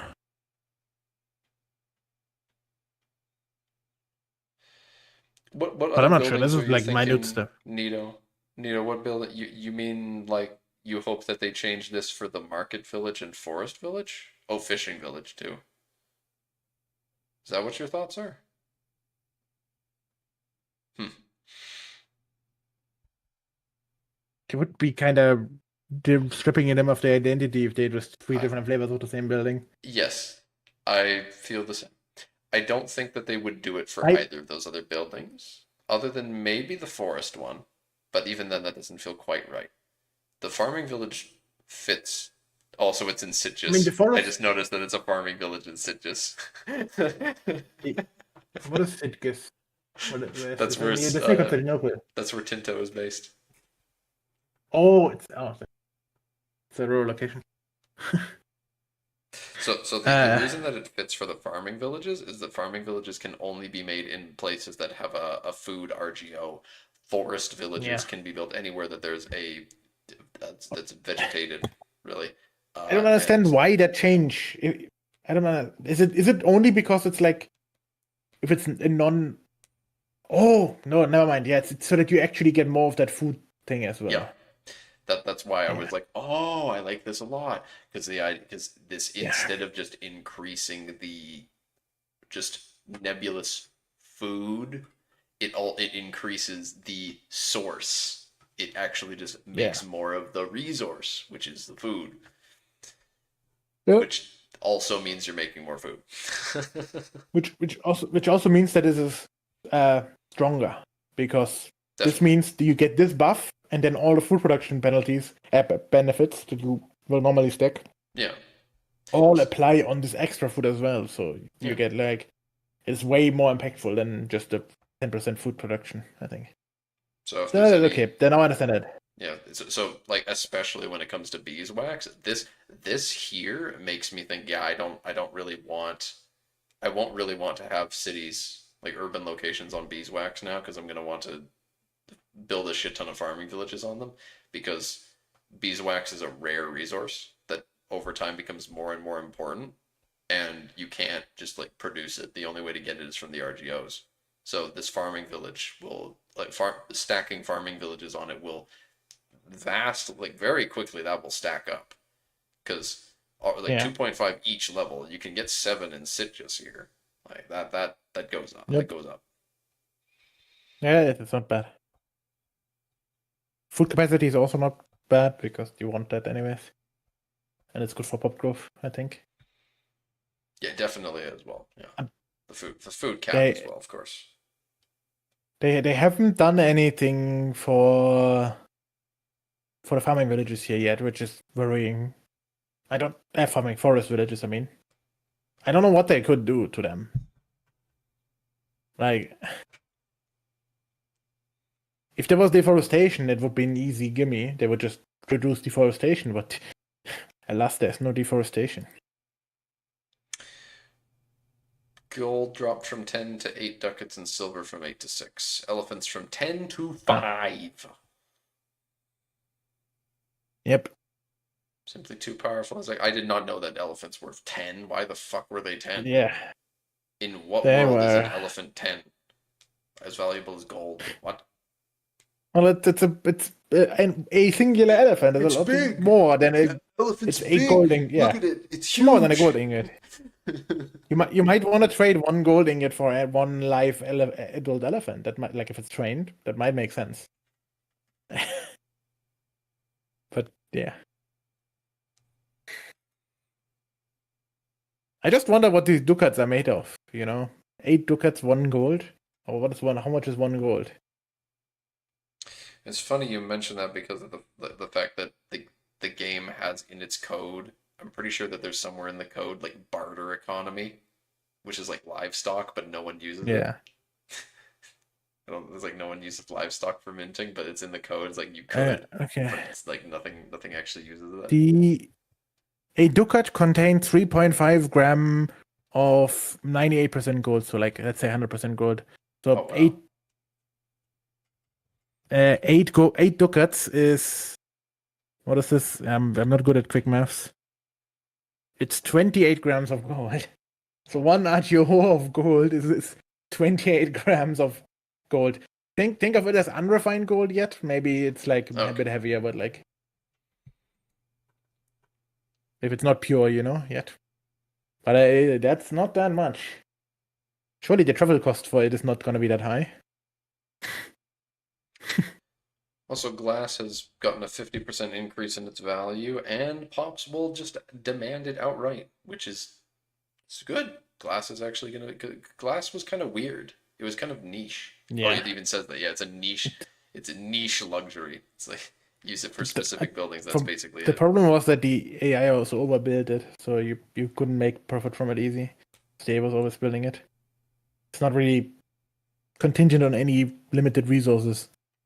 Yeah. In that sense. It's a country that there's a country that can use livestock for their law. It just needs research. What country needs it? What country can use livestock for its fucking minting law? Because yeah, I've seen it in the code, but I just don't know who has it, if anyone. I didn't think anyone did. Jeez. Because I saw it for everyone.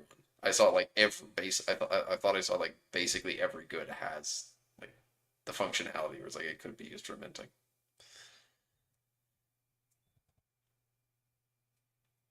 April Fool's Tinto talk. Well, there was an April Fool's Tinto talk, but it was just a normal one. I think it was just on April 1st.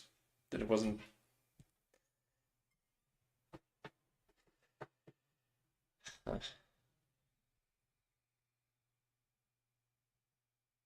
Y'all making me actually debate looking through the code for this I'm doing it livestock. already. Don't you worry. Yeah, Barter exchange. no way. Not used by anyone. Potential. No gold. Or silver. No gold, no silver. No copper and silver. Yeah, this is the idea. You can do it if you have no gold, silver, or copper. So that's like your capital market needs to have none of these resources. Then you can do it. Fair enough. That's And I assume it basically doesn't happen because there's like yeah. copper will at least exist usually. Yep. So And so there might be like an African tribe which has these circumstances where there is. because If you make the market in the right place. I played as the Congo, and the Congo has no precious metals, but it's got copper, so you can use like 50% malice efficiency. You can use bullion coins.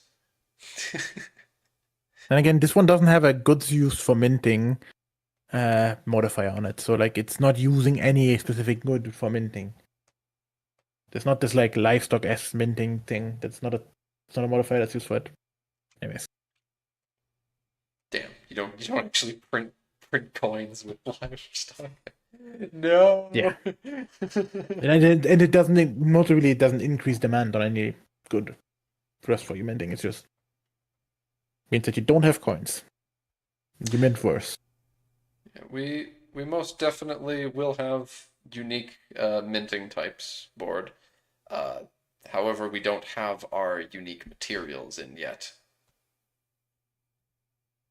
But irrespective of that, there will probably be some unique minting laws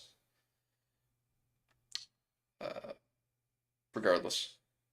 Uh,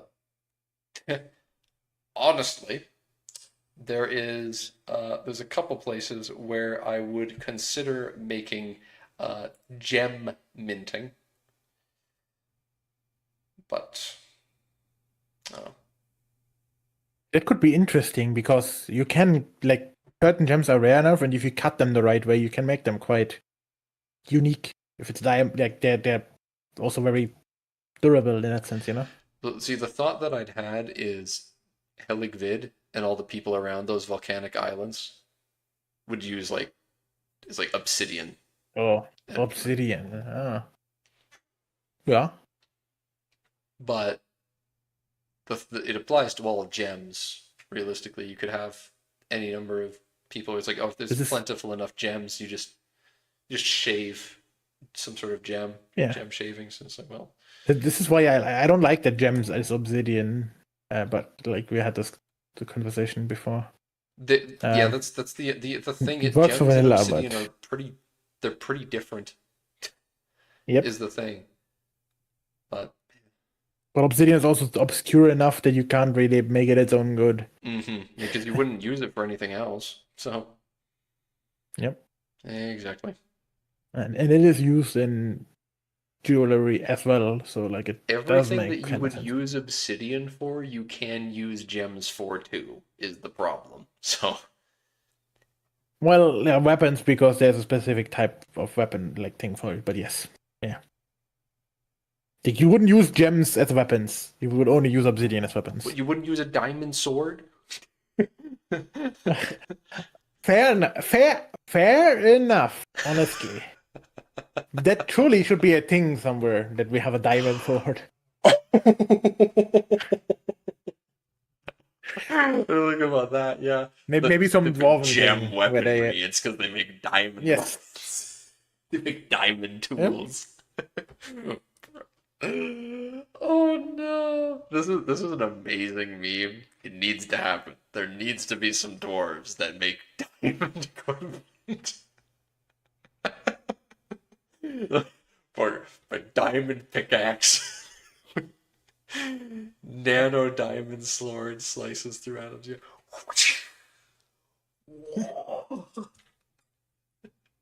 I just need diamond armor, like, because you've got like the very serious like diamond stuff in Anbanar. It's like there's like dudes will have like diamond like shining on them, and they'll have like reflective armor and stuff. It's like okay, like diamond crowns and stuff, and the drills later. I know that Arc Orchton has diamond tip drills eventually and stuff, but it's like, but what if you go full meme and it's just Ah. If they we have a magically place change where diamonds into weapons somehow? I was gonna say if we have a place where for some magical reason there is big diamonds, humongous diamonds, that they can cut these diamonds into bigger shapes. Because in IRL we are limited in how Yeah, big a diamond can be, right? yeah. But if there's meter big, like diamonds that are a meter Huge big, diamonds. yeah. And See, maybe even that's where through you go magical like means. it's just that's where you make the unique vegetation type fucking diamond fields. Diamond caves, yeah. Yeah, yeah. Underground something where it's just caves out You're of just diamond. walking around. It's like, oh yeah, there's a stalactite. It's just like this cave for some reason. There's Yeah. just humongous fucking stalactites and stalagmites that are just diamonds. Sorry guys, this is literally how world building gets done. This is just how stuff gets added to the list of things to do. Yeah, diamonds like the question is like how would it make sense? I'm a big one for like it should make some scientific sense. Even for the magical method, like so like if there was like huge diamonds, some way there needs to be heat and pressure. Or like not maybe what I hate with dwarves is there's like they're closer to the core, right? Or something. I don't know. I hate dwarves now. Although I would This have is why imagined them you to have watch the netherite. stream so you could hear it. No, right? Yeah, yes, yeah. Oh, dude. I don't. I'm not sure. I'm sure we can find a way where there's from a visual standpoint, the ice dwarf would make the most sense with diamond weaponry because they kind of look like Visually, it I makes can them look see that. icy. Yeah. Yeah. The diamond dwarf, Um. the ice dwarf, like the main group of the They would dwarves probably. up in the far north is like their main gimmick is like human experimentation and stuff, though. Then some other people we can figure out. It There needs could be to be some isolated in the nice underground so that dwarves. it doesn't. This. There could be some nice ice dwarves, though. I don't know. Whatever. I don't know. No, yeah, maybe I'm saying it should be isolated because otherwise that would crash the world economy. Yeah. Kinda, they need to be somewhere like isolated. But I don't know. Oh goodness. But back to the point about unique coin stuff. Yeah, I really like I like the idea of messing around with making different types of minting laws. I really like, that notion. There will be some fantasy materials that we have that can be used for such laws. Uh, we might even do like we could even Yeah. realistically do the blue rock because there's prismite and there's the crim steel, but you could even do like the blue stone because it's like it's just super hard. It's really difficult to actually dig up. And it's forgery proof because it's anti-magic material, so you can't really make it transmute it. You There can't. you go. Yeah, you literally can't. It's impossible to transmute it. You literally can't. You can't change it into something else, and you can't change something else into it. It's not possible. Yeah. Because it does have that minor, that latent anti-magic. That's what they. Yeah. Mm-hmm. So that makes sense that it would be used, even though it might be a bit more plentiful, as long as it's in an area where the sources are controlled by a state. Well, it's the point with like it's like literally the concept of like Bitcoin, where it's like it's out there, but it's difficult to get because the stuff is still like it's really tough. Yeah. So like you going out there and trying to dig it up by yourself, like out in them hills, it'd be difficult. It's not really the sort of thing where you'd get like a mining rush. Because like sometimes you'll have mountains of the stuff, but like you need the right process realistically it would be like some difficult thing to learn to actually like forge the stuff. A thing as a coin only makes sense if the coin itself does not have a higher value than the thing it's made out of. Because if that's the case, then it doesn't make sense. Then people will just fake it, and it like make more of it. Like it needs to be that's the way to think of it, like in a balanced way, realistically. If you want to but like for the bluestone, it makes sense if it's like rare enough. Yeah. And it has the like as a minting law, it would have an advantage of you have less inflation. Somehow, there doesn't appear more of it. Yeah. It's early game. Yeah, That's the fun thing about it is the fact that early game it will be like it'll be hard to get. Our RGOs of it will be very hard to exploit, and there won't be much demand for it. So it's like it's just a more difficult to use rock that is anti-magic, but no one really has use for that. I remember before we started actively working on the mod, like game-wise, before the game came out, you wanted a material that is kind of like a gold replacer because gold was rare. What did we end up with? Was it a crim steel, or did we not end up with anything that specifically fills that niche? The thought with crim steel is that it could like fill that niche, could be something that's used in coins, but we're not sure. Yeah, we haven't found we haven't decided that material to be that material. Yeah. Because it should be something that's kind of more common in Western-ish, right?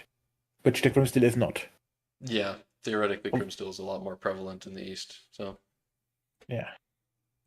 Oh. All right. Well, how much more of this? Okay. Yeah. We'll have to finish this. So I got 10 minutes. So. Or 12 minutes. So. Books became cheaper. We said this earlier. Yeah. Oh, raw materials become cheaper to move as well. So like, you can actually move them now.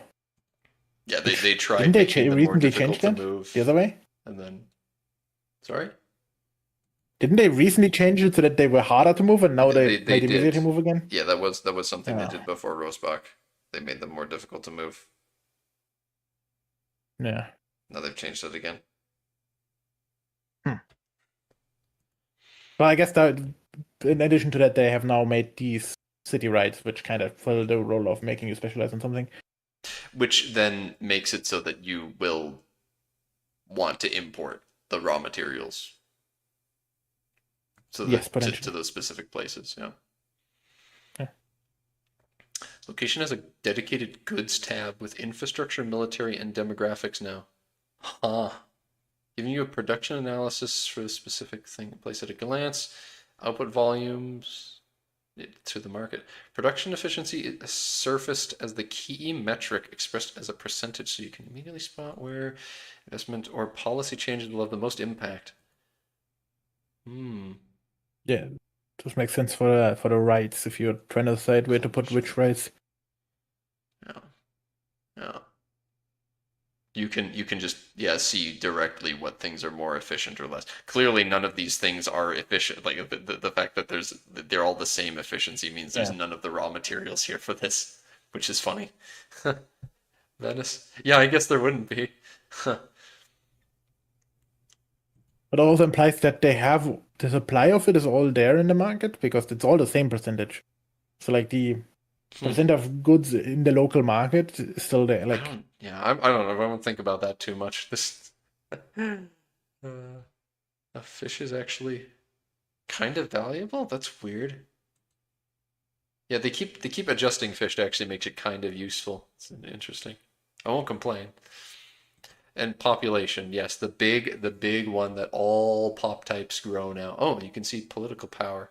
That's very nice. Wow, this is so nice. I love this version of the window now. You can see class, and you can click on that. That presumably opens up a new window when you click on that. You can see the political power of them here. You can see the literacy average, and then all the rest of the information we used to be able to see. This is fantastic. I'm very pleased. yep. But yeah, each pop has its own organic growth rate. So all pops will reproduce and expand naturally over I time. like I like the comment, yes, clergy will grow as well for Catholics.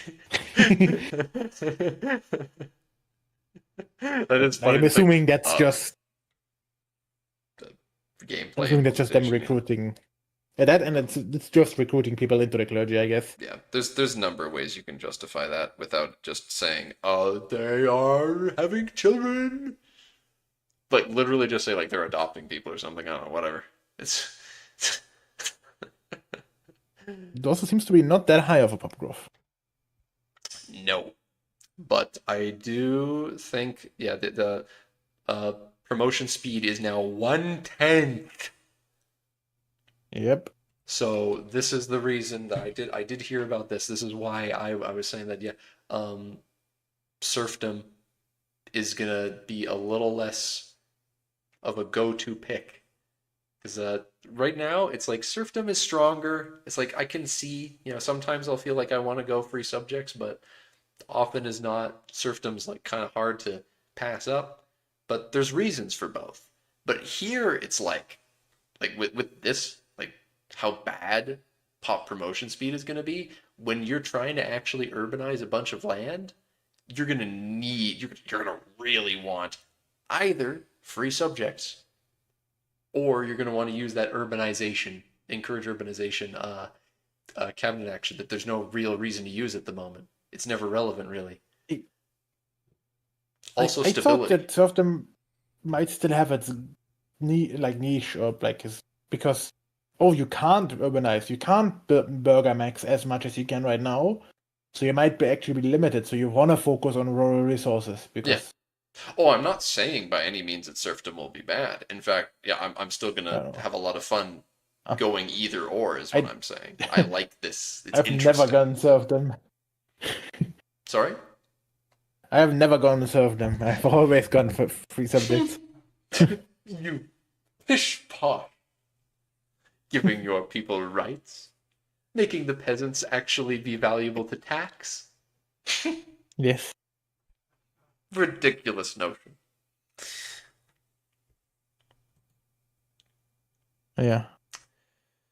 Food consumption, And there's speaking of burger burgers theme, in yeah. there. Um, We have rebalanced the relationship with urban buildings.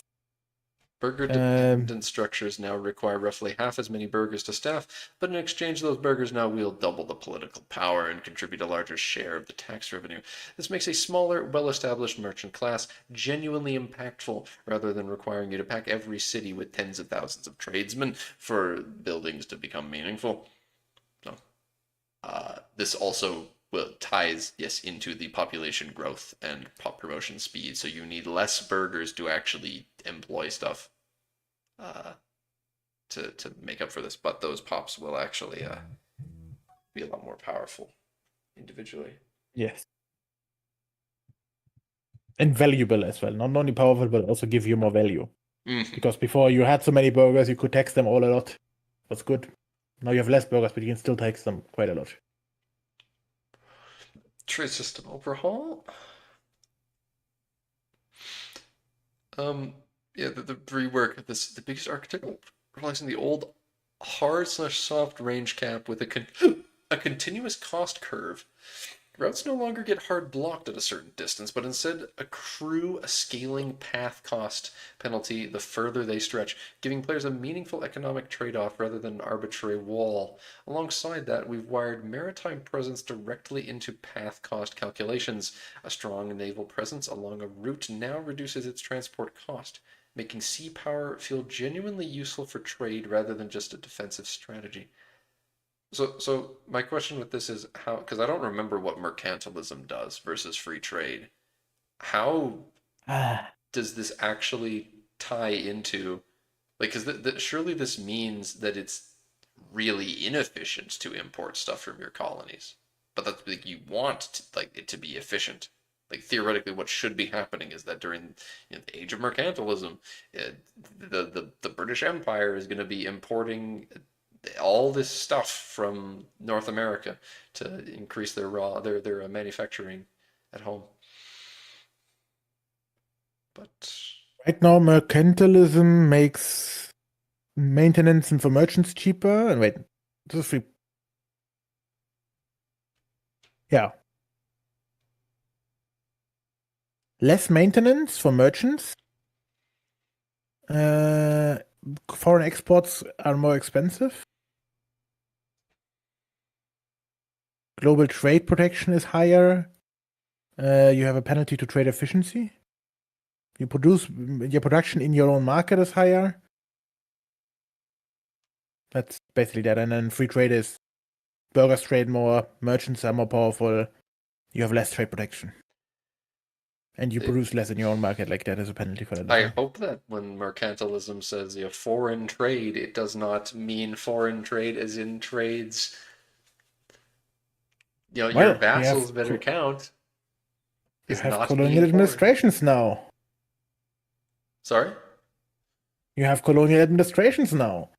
So you will have a administration harbor where you will pool local resources and then export them back home from your own market into your own market. This is just an idea. That the building that like you can build for control so that you can actually personally hold some new world stuff. Several long-standing bugs were addressed. The trade detail panel was showing stale cache values rather than live data, which made it hard to trust the numbers reading. Trade automation had reliability problems where orders were being incorrectly canceled or not created at all, undermining the whole point of the automation system. The previous metal export ban was also accidentally blocking legitimate domestic intermarket transfers, a critical fix since gold and silver movements underpin the entire monetary economy. Look, so potentially the not trading thing has been fixed. And also, I hadn't even remembered the fact that we were all complaining about the fact that you could not Yes. trade between your own markets, the precious metals. Presumably, this means that you can trade to your vassals' markets as well. I doubt it, though. I really want like you to be able to. I feel like that's not the case because then your vessels would be stealing your shit. But then again, your vessels are generally in your own market anyways, if they're nearby. They just join your market, no? Um, Just last thing, you gotta read figure out what burger trade's doing. Then I've gotta go. So Uh, the market summary panel, burger trades.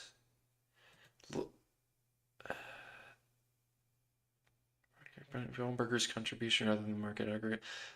Local trades per burger bonus on the market building chain has been dramatically increased. So, okay. You get to just an absolute load of burger trades. Okay. Floaters market tab now indicates it. Burger imports. Yeah, okay. You can see directly what the burgers are importing. It's still not telling us what that does, though. Surely they actually are going to be making money from it long term, though. I don't understand. I mean, I assume they make the money that you would make if you were importing it manually. But But it then you doesn't can tax show up them. in their income is the thing that's confusing. So, Oh, but I don't now know. I do have to go. I said I was going to Yep. be eating 5 seconds ago. So sorry to end it here so suddenly. But at least we got to the end of this one. We'll have to pick this up another time and finish the rest of them. Thank you all for watching, and hope to see you next time. Bye bye.